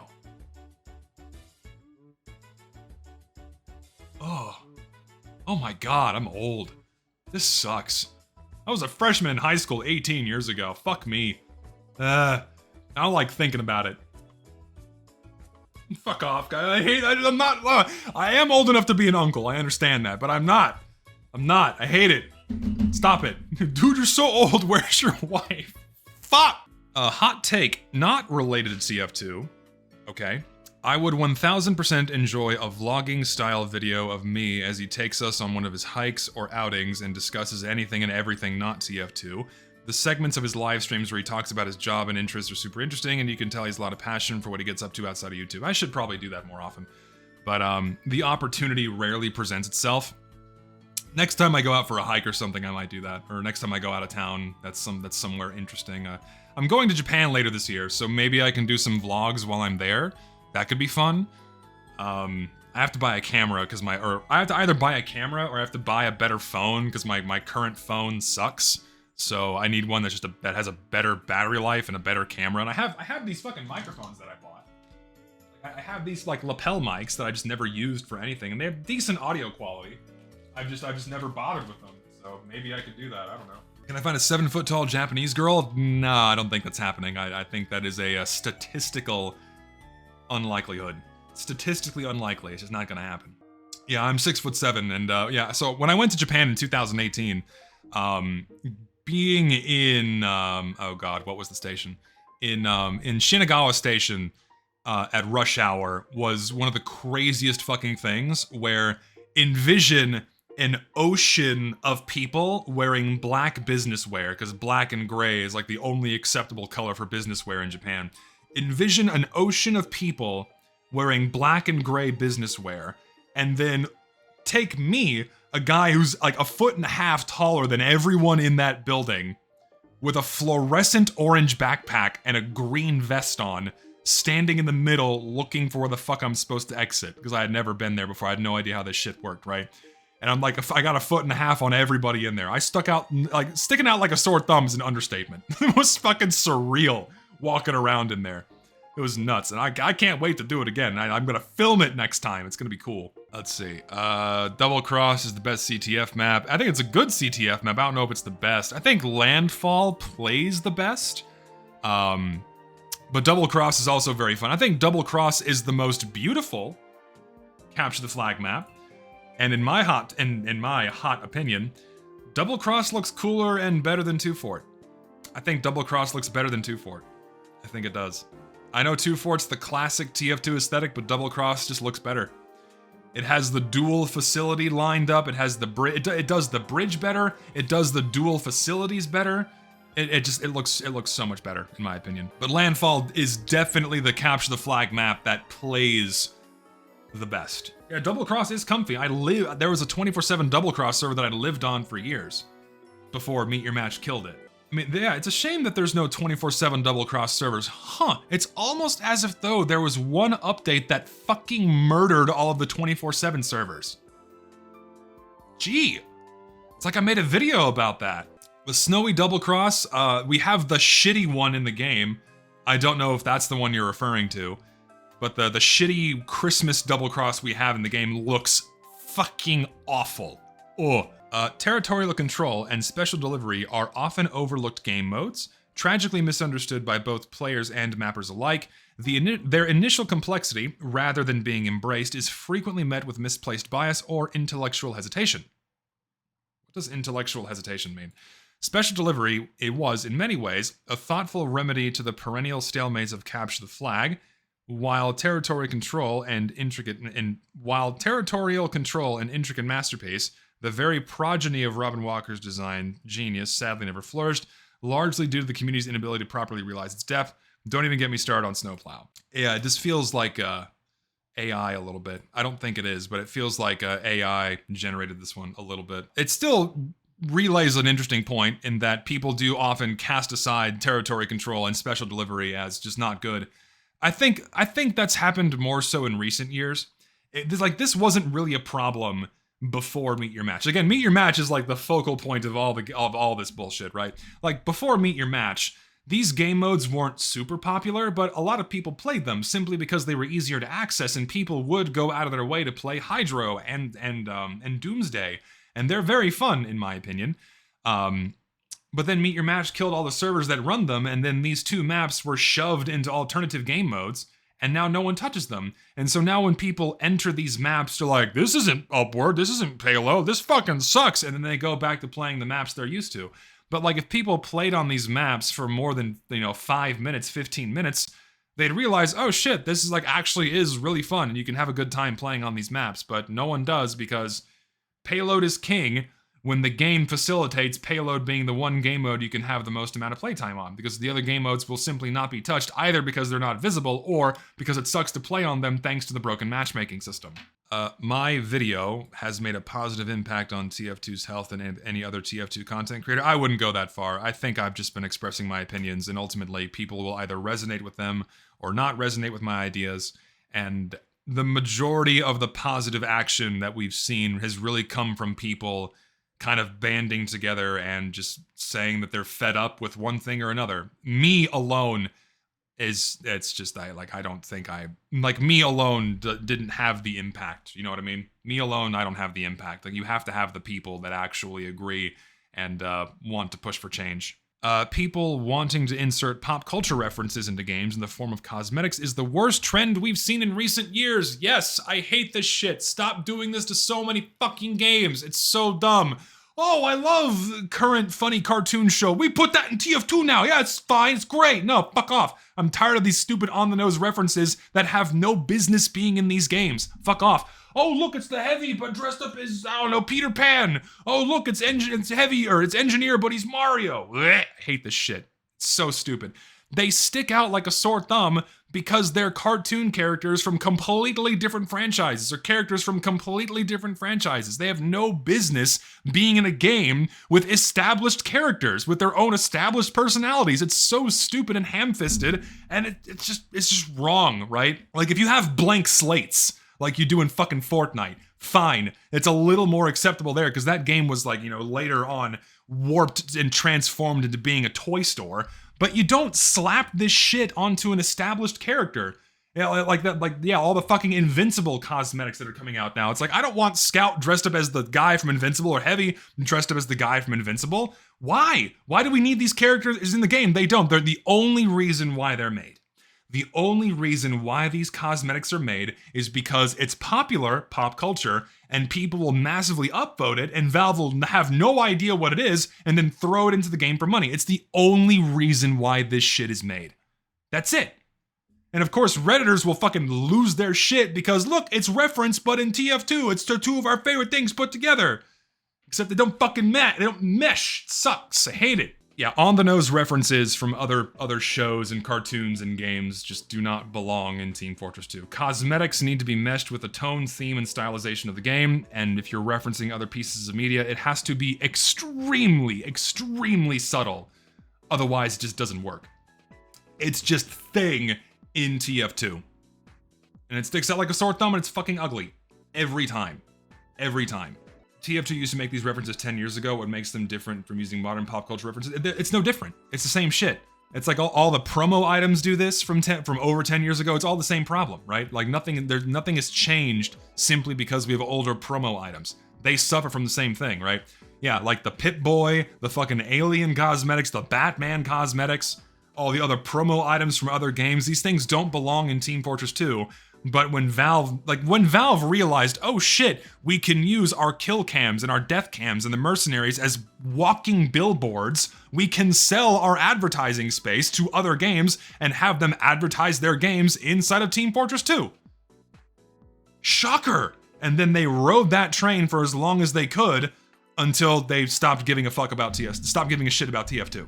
No, yeah, and the original also falls into this category. It was not designed to look like a TF2 weapon. It is just the weapon in TF2, right? It's not stylized to look like a TF2 weapon. It's modeled, right? It's modeled and textured to have TF2-esque textures, but it's not a TF2. It's like the AWP as well. The AWP is the same thing. It's just the AWP from Counter-Strike in TF2. A TTV person joining your game is God himself recruiting you, the player, as his silliest soldier and bestowing you with the divine duty to pester that person until they snap or you somehow get vote kicked. It is one of the highlights of any given play session. Ah, yeah. That's true. Hey, you're really, take it from me, someone who's been streaming this game for many years. Don't stream TF2. Don't stream yourself playing TF2. And for the love of God, never, ever put TTV in your fucking username.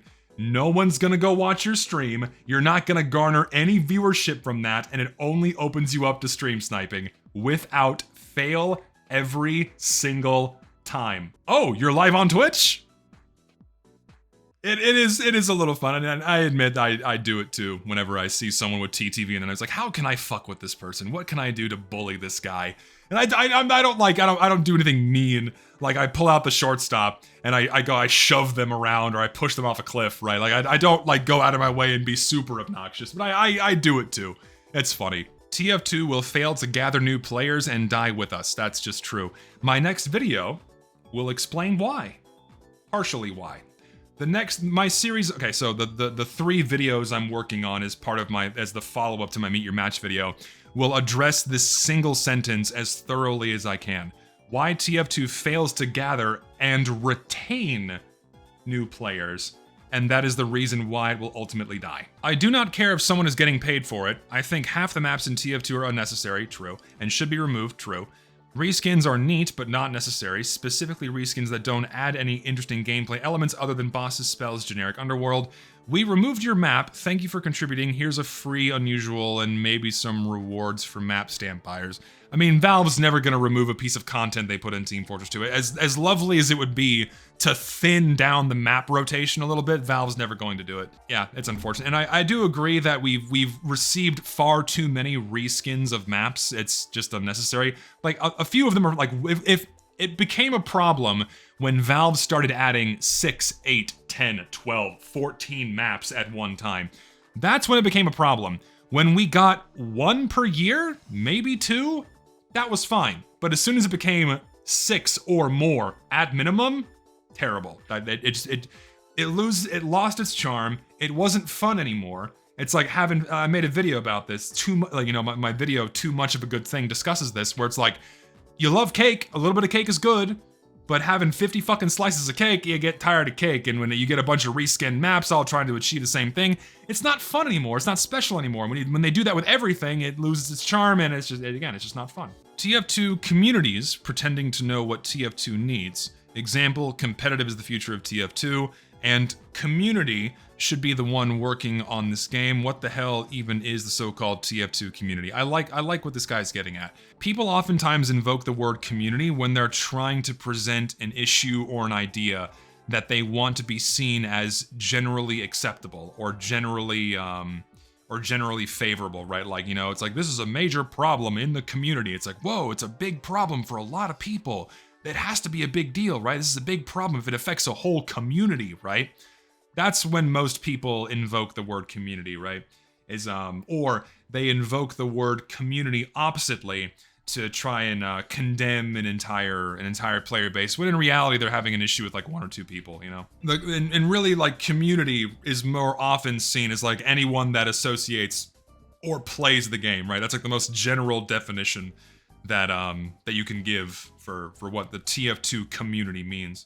But again, people invoke the word whenever they're trying to give their opinion more weight than it actually has. They're trying to paint a problem as a bigger problem than it actually is. Well, the thing is, yeah, I did that with my muting free-to-plays video because this is something that actually affects every single new player. And if anyone genuinely cares about the game, you want to make the initial player experience a little bit better so people stick around and the game lasts for as long as possible. That is a genuine problem, right? That is when you could invoke the word community, and by community I mean anyone that plays the game or anyone that cares about the game. This should be something that's worth thinking about, right? That's my justification for when I use it. But oftentimes I see people like, TF2 has a big racism problem. TF2 has a serious, like, the TF2 community is so bigoted, it's like shit like that. It's like, really? Are you really just referring to like a small handful of the player base? You know what I mean? Yeah, that's what I mean by when people invoke the word community, right? The TF2 community struggles to realize that Valve has no intentions to do anything more with the game. I mean, that's just true. Like, I think more people are aware of that now and accept that now, but you still have people that are really holding out hope and they need to abandon ship. TF2's community is like a high school lunchroom. There's so many different groups of people. Yeah, it's cliquey. TF2's community is very cliquey. You have the YouTuber communities, you have the artist communities, and these guys are also all fractionated into their different spheres. You're part of the wholesome scene, you're part of the chud scene, all that shit. Like, we are, like, I am the pillar of the chud scene in TF2 right now, right? Like, I'm the kingpin here in the chud clique of the TF2 community. Let's see. Very few TF2 players want to / know the actual original art style of the game, and even fewer work to keep it. Yeah, because most people don't care. Most people don't care about keeping it because they just want to play a video game. They're not really concerning themselves with the art style because they're just looking for something to occupy their time or have fun. And I do agree that most people don't know what the actual original art style of the game is. People will always cite, like, oh, TF2 is, it's realist Americana a la Lidecker and a few other artists, right? When those are really just kind of inspirations for the art style. They never really hit home onto like what and also when it comes to art style, right? There's so many different things that can define like what the art style is, but it's like a set list of terms and phrases, like, and to just name a few, you have it's slightly exaggerated realism with washed out earthy tones and pastel colors, semi-realistic environments that could be real places but not quite, right? Empty, non-distracting environments that have just enough detail to really give the players a sense of being at a real location, but not quite. There's a lot of things that make up the true TF2 art style, and someone could make a video as to what that is. and, you know, really put these things together. But in time, hopefully someone will. TF2 doesn't have a massive toxic positivity problem. Oh boy. It has a huge defeatist mentality and complacency problem. I think it has both. Most people know that casual sucks, but they know Valve won't do anything, so they don't complain. Okay, TF2 has both. Like, it's not that the toxic positivity doesn't exist. It absolutely exists, because I receive it all the time. Like, this is a hot take. It's just a bad take. Like, God, I don't think before, I never saw people genuinely defending the free-to-play mute until I made my video. Maybe like 2 or 3 people. But when I made my video, so many people came out of the woodwork to defend Valve and like, how dare you criticize this company? Everything they do is fine, right? And people defending the mute. Like, what the fuck? And this has been a problem in the TF2 sphere for years, you know, where you just cannot address TF2's problems or Valve's treatment of the game without a very vocal contingent coming out of the woodwork and trying to paint you as a demon, like you're a pariah for doing this. It's so fucking frustrating. This happened long before I was here, and it will continue to happen long after I'm gone. The same thing happens in Counter-Strike too. It happens in Counter-Strike so much, where you just cannot talk about how Valve fucked the game's transition over to Counter-Strike 2, and how they just kind of left it in this weird, it feels like a beta state still, years later, and it's just still going, and they keep throwing skins in the game and not really addressing the game's problems or putting the rest of the content they took out. No, you can't talk about any of that. If you do, you hate the game, you hate fun, people attack you. It's the same shit, different game. It seems to happen a lot with just Valve as a whole, right? It's always leave the multi-billion-dollar company alone. Yes, it always boils down to that. No, yeah, the thing is, you don't hear about this I see a lot of it on Twitter, but only with like smaller guys. No one in the bigger areas of the Counter-Strike sphere that I look at anyways really talk about how the game's being treated. Anomaly hints on, like, I keep up with Anomaly a lot. He hints on it a little bit, right? Like in a couple of his recent like third channel and clip videos on his clips channel, he hints on like, yeah, Valve's just leaning into the casino aspect and not really addressing the game's problems. And like, big props to him, because he's like one of the biggest guys in the Counter-Strike sphere, actually kind of poking at these things and going, hey, they're just kind of really leaning into the child casino thing and not really addressing the game's problems. I commend him for that, but beyond people kind of hinting at these things, no one really drives the point home, because they're scared and they know that they will get fucking torn apart if they do. Yeah, they mention it, but no one wants to break it down. I think people really need to break it down. I mean, sure, and of course, and this also happens in the TF2 sphere as well, where it's not beneficial to make a negative video about the game you make a living off of, right? Because not only are you going to piss off all the other people that love the game, but you're going to make yourself look bad, and you're going to put yourself in that negative light where people now have a reason to attack you, and that does affect your viewership, that does affect your revenue, at least not in my case. For whatever fucking reason, when I got more negative, people started watching me more. Why? I made so many like big, like positive, happy videos and shit, and like those did fine, but as soon as I leaned into talking about the game's problems, like, okay, now we'll watch this guy more. Not that I'm complaining, I'm not. I appreciate everyone watching me, but yeah, drama. I mean, it is drama, and it shouldn't be drama. Addressing a game's problems should not be fucking drama, but because it comes from me, therefore it is. Where was I going with this? I totally forgot. Again, it's not even drama, and it's like, it makes me so mad that people try to paint this as drama. It's so fucking stupid. Like, I just want to talk about the problems with the game. Fuck. Negativity sells, you just have to sell the right negativity? I don't know if that's true. I think people like watching others eat each other alive. I think that's the specific brand of negativity that sells a lot, a la drama. But when you talk about a game's problems, or when you talk about mistreatment or mishandlement or mismanagement by a developer or something, people kind of click their brains off because they're not able to ascribe the blame to a face or a name, right? Like there's no person versus person war. It's person versus ambiguous company name, right? And to them, it's like, well, they're attacking this company that made this thing that I like. Therefore, they're attacking the thing that I like. Therefore, they're attacking me. And then they take it personally, then it spirals, and that's where toxic positivity comes from. Because whenever you criticize the treatment of something, you know, like criticizing the developer, criticizing the creator, criticizing the game itself and how it's being treated, people take that as a personal offense, as an affront to their person. They get really defensive and then they lash out, right? They don't take a few minutes to genuinely think like, hey, how can this actually apply to what I'm doing here? Most TF2 content is so milquetoast, so seeing drama is entertaining, and you know you are like the first to call out Valve. So many like me come in. I guess so. I mean, I think I am. I mean, a few others kind of did this. Muzuk did this with one video.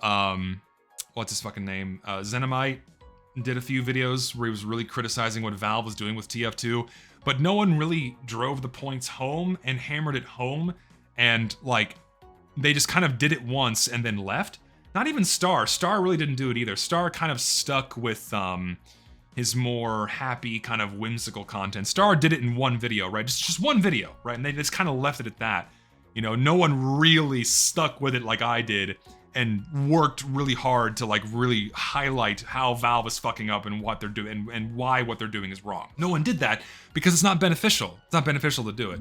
I didn't post it before when you made the post, but I think the airstrike should mini crit when airborne. I don't think so, because mini crits don't have damage fall off. Like I said in my airstrike video, you just have to make, if the blast radius wasn't further reduced when you're airborne, then I think it'd be a lot better. But because the blast radius is reduced by an additional like 35% when you're airborne, it just fucking blows. You never hit anything. That's really the only change that the weapon needs, and maybe faster reload speed, but even then the reload speed kind of keeps it in check. Random crits are perfectly fine, and anyone who actually believes it should be removed does not understand TF2 at a fundamental level. True. Crit ramp up, on the other hand, should be removed. Random crits should not be skill-based, and everyone should have an equal chance of getting a crit regardless of skill level. Also true. In my opinion, one of the dumbest things Valve put in this game is crit ramp up, where you have a higher chance of dealing a crit based on the damage you've done, where the good players will keep doing good and do better than the worst players. So you just end up with a stomp. It sucks. So random crits are fine, just make them actually random. Crits do nothing but give bad players cheap kills, removes the skill and the fun from an interaction. I disagree. And random crits are awesome when I get them. So they're fun 50% of the time. And it's always, and even when I'm at the receiving end of a crit, it's like you have like the kind of excitement of like, ah, fuck, this heavy's running at me with his fists out, like, ah, shit, I'm gonna get critted. And then my fucking ragdoll flies halfway across the map. Like, you're not meant to take the game that seriously. A little bit, but not that much. Random crits are fine. Like, if you don't like them, Uncle Topia exists. Just go play there. TF2 should have had some sort of spin-off game in a different genre, because these characters and world are too good to keep down for only one game. I feel like they could have expanded on it a lot more in the game itself. They just took it in the wrong direction. A lot could have been expanded upon in the game with, you know, updates could have told better stories, the maps could have told better stories and really tied the world together and fleshed it out more. But then we just got a lot of dumb shit, like a giant loaf of bread with a mouth. Yeah, the setting, yeah, Richter got it right. The setting is good. The worst thing that they did was abandon it. And they abandoned it very early on, you know, and they just should have stuck with it, and they didn't. Esports have completely blinded most companies in the industry. Modern titles are made to be competitive first and not fun. That's just true. Another cold take. Competitive scenes are not created naturally through the passion of the most dedicated players who want to test their skills against the best of the best. They are artificially manufactured through games who promote mindlessly grinding a competitive mode and rank up. It's a cancer for both games and esports. Just true. That's just true. I really don't know what to add to that. That's just true. I am glad that it's kind of coming around, though. Like, it's becoming a more commonplace idea that games that are designed to be esports are genuinely not that fun in the long term. They're fun at first because of the novelty, but then they turn into grindy sweat fest. It's like, what the fuck is this? Like, a game needs to be fun first before it can become an esport. Hands down. TF2 has lasted as long as it has lasted, not because of, not despite, Valve's lack of attention. If Meet Your Match had gone well, TF2 would have had an esport component. Thing is, there was no situation in which Meet Your Match could have gone well, so that's a bit of a false pretense. Esports have a short shelf life, and TF2 would have not fared well due to being a dated game. Yeah, if TF2 had been competitive, like competitively designed and oriented from the start, like Counter-Strike, then it would have lasted as long and done as well as Counter-Strike, but it wasn't designed to be an esport. Luckily, Valve screwed up the update, so TF2 remained entirely casual, though a bit broken. There was no universe in which Meet Your Match could have pushed TF2 into the esports scene, simply because of how the vanilla game functioned. There was no way they could have done it and really transformed how people and why people approach the game. Simple as. Even if everything worked flawlessly from the game's start, casual mode wasn't broken and people could actually connect to servers, wait times weren't 30 minutes, it still completely undermined the fundamental design principles that made TF2 a good game in the first place. And there's no alternate universe where a matchmaking system in any part of Team Fortress 2 could have made it a big esport like Counter-Strike. There was just no way of doing it, because the esport that TF2 was brought up, the esport that was birthed out of TF2 is just a different game. It's not the vanilla game, so there's just no way it could have worked out. Valve has been such a disastrous developer that TF2 has actually benefited. Lots of social media and press attention slamming Valve, which keeps TF2 in the public eye. Not really. Alternative casual gameplay options provided by players who feel a moral obligation. I feel like that really only comes in community servers. Oppositional solidarity, fostering a sense of community. Yeah. Us versus Valve, us versus bots, us versus the public who don't understand the situation. Maybe a little bit, but it's all very short term. Would Smash be as popular now if Nintendo had not been such a cretinous developer? Probably. Yeah, it would have. If Nintendo properly nurtured Smash a little bit, it probably would be a lot bigger, but they just, I don't know, they made their own mistakes too. Once you take something good away, people will stick around in the hope that they can get it back. Not really. People left TF2 after Meet Your Match. A lot of people left TF2 after Meet Your Match, and some stuck around because they could still get little nuggets of the experience, but like when you take something good away, there is no reason to stay, especially when it's been so long that there is no hope of getting it back. I'm not that involved in the Smash community. Like I only have a very surface level understanding of what goes on in there, but there just seems to be way more shitty drama and way more nonsense bullshit happening in there than like any other sphere that I've seen. I don't know why it happens there with such frightening frequency and magnification, but it seems like every time I hear something about the Smash Bros scene, like a new pal has come forth, or you know, I don't fucking know. It's nuts. Like nothing ever good comes out of that game's discourse on social media. It's always something disastrous or tragic. If Valve gave proper attention to TF2 and didn't try to turn it into an esport, we would be living in a very different situation where TF2 would probably be in a much healthier spot, but Valve just kept treating TF2 as the experimental guinea pig for all of their other games and really didn't give it what it needed, and as a result, it stagnated very early on. And then they, you know, let some new gen hires have their way with it, trying to turn it into a matchmaking esports game, and they fucked that up too, which hurt the game even more. And then they let it fester for almost a decade because no one gave a fuck after that point, because it just wasn't worth it for them to touch it. Other than to keep it alive, to, you know, keep making the money, and to keep making it look like their other games' economies are stable. It's trying to be hopeful in a dark situation where, like, yeah, Valve abandoning the game has kind of galvanized us against the bullshit. It has a little bit, but the problem is that after Valve abandoned the game, no one really gave a fuck until YouTubers told them to. In 2022, with Save TF2, like no one gave a fuck. No one was banding together. No one was there was like no collectivizing of players. There's no grouping up of players to fight Valve until YouTubers told them to do it. Like, there was no benefit to Valve abandoning the game at all. And then after the YouTubers told them to do it, it was a flash in the pan, we got a tweet, and then that was it. And then they did it again, but Valve at that point had already put one person on fixing the game, so the fix is going to happen inevitably anyways, so... And again, that was likely because Valve was developing Deadlock, and they didn't want their old team-based shooter being an unplayable, bot-ridden mess, and then release a new game when their old one's unplayable, because that makes them look bad. It's just, Did you see it was confirmed that Deadlock devs are using generative AI to make their concepts and characters? If that's true, I'm not fucking surprised, because Valve doesn't really care about artistic integrity anymore, because they fired all of their artists and writers many years ago, and then brought back just enough people to make a new game. Can you send me proof of that, Richter? I'm curious. If you have it, Richter, I'm very curious what that entails. Damn, it's all Russian. But we have a translation here from Richter. So I'll just read this aloud. AI, friend or foe for a concept artist. Listen, when it first appeared, I remember being seriously shocked for 2 weeks or so because I realized that this could be the future. You know these people who like laughed on ArtStation that it's drawing 5 fingers, like look how AI can't draw hands. I understand that it's just like a question of the time.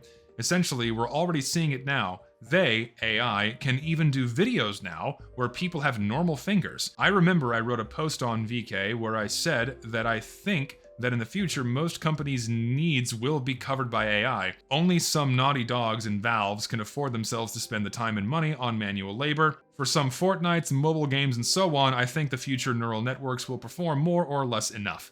So for one, it's a foe, for another, it's a friend. But you're using it in your work. For references? Yes. I tried Stable Diffusion, but it didn't grow on me. I think it's more fitting for some illustrations or sorts of illustration-like concepts where you need the quality of the final render, but I need something different, so I'm mostly swayed towards Midjourney, but yeah, mostly for ideas and references.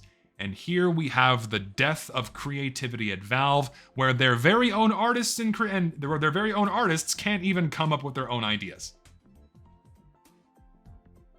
Awesome. That is just sad if you ask me. Thing is, like, people are saying like, oh, that's tame. You know, it's not tame. All of the ideas for Team Fortress 2 and Half-Life and Portal and Left 4 Dead, all of this shit came from in here. Came from genuine human inspiration, genuine human creativity, creating some of the most well-known characters and IPs in all of human fucking history. And now people can't even be asked to come up with an original concept or an idea. They have to have AI do it for them. That's just sad. That is a huge, massive blow on creativity. That's just sad. But you're doing it of your own volition, right? Not like anyone's forcing you to do it at your job, and the artist says, no, it's my own choice. I began experimenting and realized that it's impossible to create coherent ideas with neural networks, so I began just trying to, give me some shoes like this. Give me some guns like this or some backpacks. He can't even just be asked to draw it himself, dude. Just experiment. Draw this shit yourself and see what sticks. Like, oh my god, I'm remembering the art books from Metroid, from like Metroid Prime, where there were pages and pages and pages of hand-drawn arm cannons for Samus, for the different types of beams that she has. It's insane. And you would see so many different iterations and designs for just one simple thing, where you can see an artist is clearly working through and refining the concept and refining the idea. Where yeah, now people have no internal visualization where they can come up with an idea in their head. They have to have AI do it for them. That's just sad. That is so sad. Oh my god. Yeah, and like game developers used to put their concept art as like bonus content in the game. You could go like the Metroid Prime trilogy did this, where you would have like little special extra tidbits where you can go look at the concept art in like a little slideshow in the game's menu. Like they're not even gonna have that anymore. What are they gonna do? Throw the generated AI images in there? That's just sad. One, when free-to-plays get unmuted, I think it would be cool if they got the proof of purchase. It's technically still available to obtain, so it's not so bad. I don't know if that's okay. I don't think they should be unmuted. I don't think they should give a hat for being unmuted. Pastime is a great game mode. I'm tired of pretending it's not. Nope, sorry, it sucks. Sniper needs a line of sight laser when scoped. I think he needs something to increase his visibility. I don't know what that would be, but I agree on concept. The whole TF2 community doesn't understand the characters thing. Only really happens because of the comics and also cosmetics. The fan base has a good grasp on those versions of the characters, but not the original, less exaggerated versions. I don't even think it's that they're less exaggerated. I think these are just different characters in the comics. Disagree, strong disagree, agree conceptually, basically fine, yeah. I think tracers on every shot would be better for Sniper. And then just these big fucking lasers moving around the map like Shonik did. That's fucking obnoxious. But tracers on every shot would be really good. Because then he's punished for taking a shot because his position is revealed. And people will go, oh shit, there's a sniper looking that direction. I better not go that way. Instead of having to look behind them and not towards the enemy to see a sniper dot on the wall behind them. Tracers are just a no-brainer on all of Sniper's rifles. Plain and simple. Should have been done. Should be done. Either Machina or Classic trait. Like a slightly more visible version of the Machina, of the Classics tracers, maybe. That might be good. TF2 needs a system where garbage cosmetics can be entirely removed, probably through the voting workshop. Again, Valve's not going to remove garbage stuff from the game. They'll never remove anything from the game, but I do believe that a toggle to turn off unusual effects or hats should be something in the game. Like, that would just be good to have. What if I don't want to see any fucking hats or skins or unusual effects? I wish I could just turn those off and play the game. That'd be great, but Valve won't do that because that's counterintuitive to their monetization model, where the mercenaries act as walking billboards. TF2 will only proceed to get worse as time goes on. That's just true. Idle bots, lukewarm maps, and crap maps. Yes, just true. Problem is people are literal crybabies when you say something that looks like dog shit, or they throw a tantrum, call you slurs and racist, or they want to do a self-insert one way or another. Again, that's just true. We've expanded upon this earlier. Don't need to cover it again.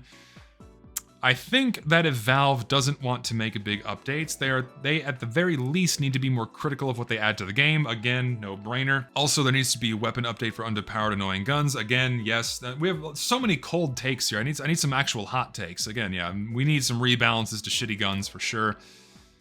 Just because a weapon requires skill to be effective doesn't make it fair to fight against. 100%. That is just true.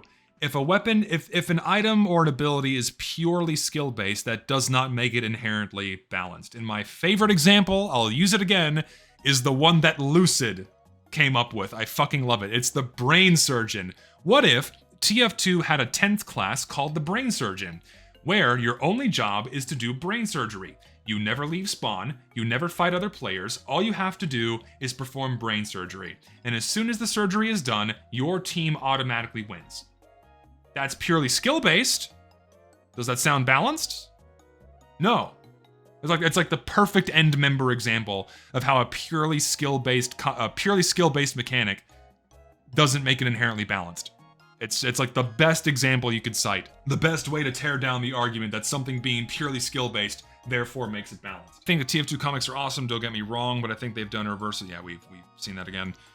They should bring back the boxing heavy playstyle, buff the buffalo steak, buff his melee weapons designed specifically for that playstyle. I mean, I think they can put if you put the Gru back and you remove the 20% damage vulnerability when the buffalo steak is active, I think that's, yeah, they should nerf the buffalo steak in that capacity. Having the hidden 20% damage vulnerability just fucking sucks. Shouldn't be there. You're locked to your melee anyway, so what the fuck, why the fuck is it there? And Heavy still moves slow anyhow. What do I expect to happen if Valve announces a big TF2 update? They won't. And if Valve does, in whatever universe where Valve actually does this, they'll only do it to dump more gambling into the game. Like, they're not gonna do anything meaningful. They're gonna do it like Counter-Strike right now, where they're only focusing on the child gambling and that's it. Or the gambling for children. Child gambling does not sound like a good term. That's a good Steam alias. Child gambling. It's almost impossible for new players to get into TF2, that's just true. Sure, I can enjoy the content, pick up the tutorials, but the moment I try to actually play the game, I'm basically a newborn baby going up against heavyweight boxers rock'em sock'em robots, because when it's not bots, the primary player base is 10k hour veteran players, that's just true. And this is something that I'm addressing in the videos that I'm making. Hold out for my more complex thoughts on this when those videos come out. The damage that the community did to the game far outweighs its contributions. That's spicy.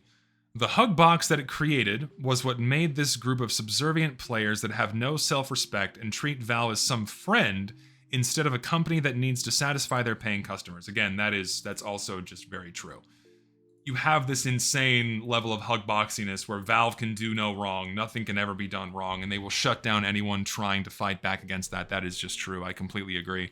Say what you want about Dota or Counter-Strike, but those players have the basic decency of complaining when needed. In fact, when Valve does something particularly stupid, they make fun of it. Wow, what a novel concept. Remember those clearly missed shots, copy-pasted because the Valve employee defending the garbage hit registration? Yes. If it were the TF2 community making fun of it, it would be considered assault.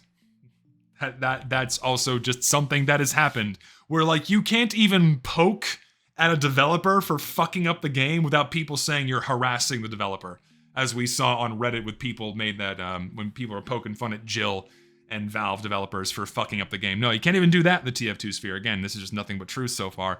Not saying that Valve makes those players happy, but at least they know they can fuck they can fuck less with those player bases when compared to TF2. Well, the thing is, they know they can fuck with these player bases less because they're the big money makers. They earn them a lot more money. So if they destabilize those games' player bases, guess what's going to happen? Those billions of dollars are going to go away. They can get away with doing this with the TF2 sphere because the direct impacts of pissing us off aren't going to hurt them that much. But the indirect impacts of leaving the game unplayable or shutting it down would therefore have a ripple effect in their other games. That's why they keep TF2 alive. When the Counter-Strike community complained about operator skins blending in with the environment, what did Valve do? They fixed it. But when we complain about team recognition, we get scolded for giving feedback to workshoppers and the billion-dollar company paying them. Man, can I frame this?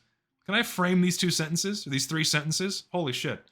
Like, I never realized that. Yeah, people complaining about operator skins having the players blend into the environment. Yeah, but then when we complain about team recognition, people like say, "How dare you? You're just harassing and bullying these guys." Like, that's just fucking true. Oh my, it's not that big of a deal. Just shoot them. Imagine if they pulled that same shit in Counter-Strike. Holy fuck. Oh my god. I'm gonna print this and frame it on my wall. I'm gonna print this and frame it on my wall. Counter-Strike is a much more competitive. It doesn't matter if it's competitive. If it negatively impacts gameplay, it should not stay in the game. It doesn't matter if it's competitive. If you cannot see the person you're shooting at, or if you genuinely believe they're on your team because of their color, that detracts from the gameplay, that hurts the experience, and it should be removed. It doesn't matter if it's a fucking esport or not. Not even gonna mention the whole matchmaking system and sucking hairy donkey balls, very true, and people acting like they're okay with it because they're not actually playing the game, they just want to engage with the wholesome, funny Chungus community. Again, yeah, a lot, this goes back to the same point where much of the discourse surrounding Team Fortress 2 comes from people that don't regularly play the game. That's also very true. Again, I need hot takes here. I need hot takes. I need something spicy. I want something to get mad at. Give me something I disagree with. I feel like some people often critique certain workshop submissions so harshly to the point where they're trying to find something to complain about instead of leaving actually good submissions alone. It's super annoying. I don't know if that's true. I think people are now becoming a lot more critical of what's being put on the workshop. Therefore, they have a much more sensitive eye to something that could be wrong. And therefore, they'll leave it. It's not like they're trying to find something wrong. It's that they're catching smaller and smaller things that could actually be an error or something wrong. You know what I mean? I don't think they're looking for something wrong. Pyro, at the peak strength of Puff and Sting, was the most horrendous loadout to play against this game has ever seen. I agree in the case of the reserve shooter. The reserve shooter, with the old air blast, where it automatically popped someone into the air without aiming, was very strong, and then that needed to be nerfed. And the old extinguisher, which had 100% guaranteed crits on burning player, was very strong because you could crit people multiple times in a row. That was really fucking strong. It was fun, but it was too strong. I think the current form of the extinguisher is fine. I think it's good. I think the reserve shooter, you might be able to put the mini crits back on air blasted players, given now you have to have directionality to pop someone into the air and land them and have enough time to land the mini crits on them. The way the old air blast worked made the original Puff and Sting pretty rough to fight against. Now the old extinguisher was brutally strong. If it extinguished people after the first crit, fine. But the fact you could chain crits on somebody and take down a heavy in, like, you know, in 2 swings, you set him on fire, that takes him down below the threshold where you only need to land 2 swings on him and then he fucking dies. Like, that was really busted. Yeah, it was the bushwhacker for the Pyro, except he didn't have to sacrifice anything to use it. And even then, Sniper sacrifices very little, but you get the idea. We need more maps with rain and more maps with water. Heck, maybe some more maps that have both. I do think that rainy maps are a little underutilized. Or rain is a little underutilized in map creation. Yeah, more maps with weather could look cool. You know, snowier maps that aren't Christmas themed, rainier maps could look cool. But you have to be kind of careful to where it doesn't really look like a TF2 environment anymore. You put too much water like an ocean front. You can have like a shoreline that works fine, but like Banana Bay, yeah, it really isn't a TF2 map, short of like the facilities that have been crammed into the areas of the island, right? Yeah, like Sawmill. Sawmill's an example of a rainy map that is pretty fucking good. We should still be concerned about cheaters in TF2. I have noticed that many people have grown complacent in the face of the bot surge, as if TF2's defenses are now impenetrable. No, yeah, there are still fuckloads of cheaters in TF2. Like, that's just never gonna go away. There are still so many closets and so many blatant cheaters. And, I don't know, people just kind of don't care anymore because the bots are gone. Not a hot take, it's just true. Should be talked about more, but again, Valve will just keep doing the bare minimum. Server admins that Aren't the host shouldn't be allowed to change the map to whatever they want to despite vote results? I think maps should just operate on their own rotation and let the people vote for the maps they want to play on, because if you constantly change the map away from what players vote on, then it kind of hurts the server culture and like the vibe that people want. So kind of counterintuitive to running a good community server. Unless, you know, like I'm streaming, then I'll change the map that I want to play on, but that happens very rarely. Anyone who complains about Capture the Flag being glorified deathmatch shouldn't be listened to. It doesn't need to be fixed. No, I agree. I think Capture the Flag's fine. The first version of the Babyface's blaster was perfect. I barely even remember what the old stats were. I do remember that the rumor that Scout was outrunning his hitbox was simply not true. Someone made a video showing that that wasn't true. It was just that people were bad at aiming. It didn't disable jumping. It was always that you couldn't, or there was always a downside in that you couldn't double jump. I don't remember. I have to look back at the original stats. Hold on. 40% more accurate. Speed boost. 30% damage penalty. 35% slower movement speed on the wearer. Boost resets on jump. So any jump. I think the version where you were punished for double jumping and it removed the damage penalty and knocked it down to a clip size of 4, that was fine. But the original version was a little shit. Being punished for any kind of jumping, and a 30% damage penalty on a scattergun sucks. Enforcer doesn't need to be changed. Yes, it does. It fucking sucks. The Enforcer's fucking terrible. 20% damage bonus allows you to two-shot light classes at the sacrifice of a disguise, and only when you're huffing farts, right? You have to be right up next to them. The stock revolver is always going to out DPS it in most situations other than that first shot. Can be used against snipers if you're unable to reliably land a headshot with the ambi. Just, you know, put the ambi back. Put the ambi back so you can actually get the headshot at a distance where they can't turn around and Dorada you. The resistance piercing is great for pestering Wrangler NGs. I thought it didn't pierce the Wrangler. I thought enforcers don't pierce the Wrangler shield. Correct me if I'm wrong. Does it? It does, but even then, slower firing rate. So just use stock. But no, I think the old Enforcer was fine. Just don't give it random crits. The straight damage bonus with the slower firing speed was fun. I'm gonna do a few more here because my voice is getting tired. TF2 community only hates certain people because they want to stay in blissful ignorance. I don't think it's because of blissful ignorance. I think it's just because it makes them look better in their social circles.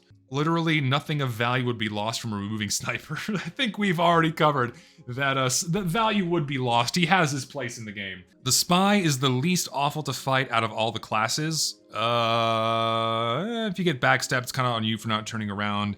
And if you're distracted, they're smart for picking you.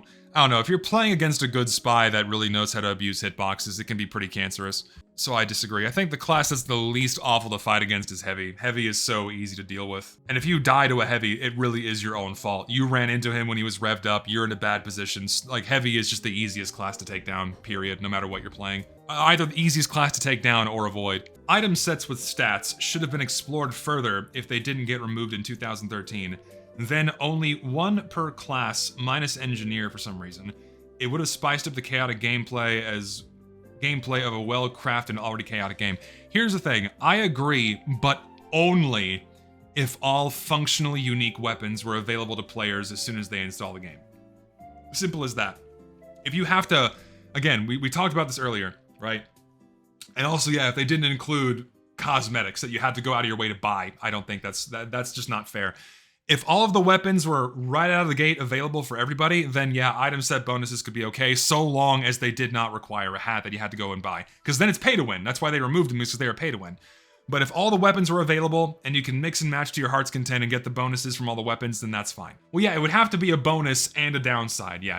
And this is where he comes into, like, they could have been explored further, right? They could have been explored further, where you could get a bonus, but also incur a downside. That's how it should have been handled, or how it could be handled if they explored it further. Yeah, and you had to pay $8 for a hat or something in order to get the item set bonus, which is pay to win, which is bullshit. So they removed them. Okay, I'm very tired. My face is hurting from talking too much. I have to stop. I have to slow it down. So I have to cut it off there. I know I got through like 1%, if even that, of all the takes that were sent to me on YouTube. Holy shit, there are just so many. I had fun. This was a very chill stream. I had a good time. So thank you guys for coming to hang out. This is an abrupt ending, but I'm feeling physical pain from talking nonstop for almost 3.5 hours. For 3.5 hours if you count the start of the stream. So Thank you.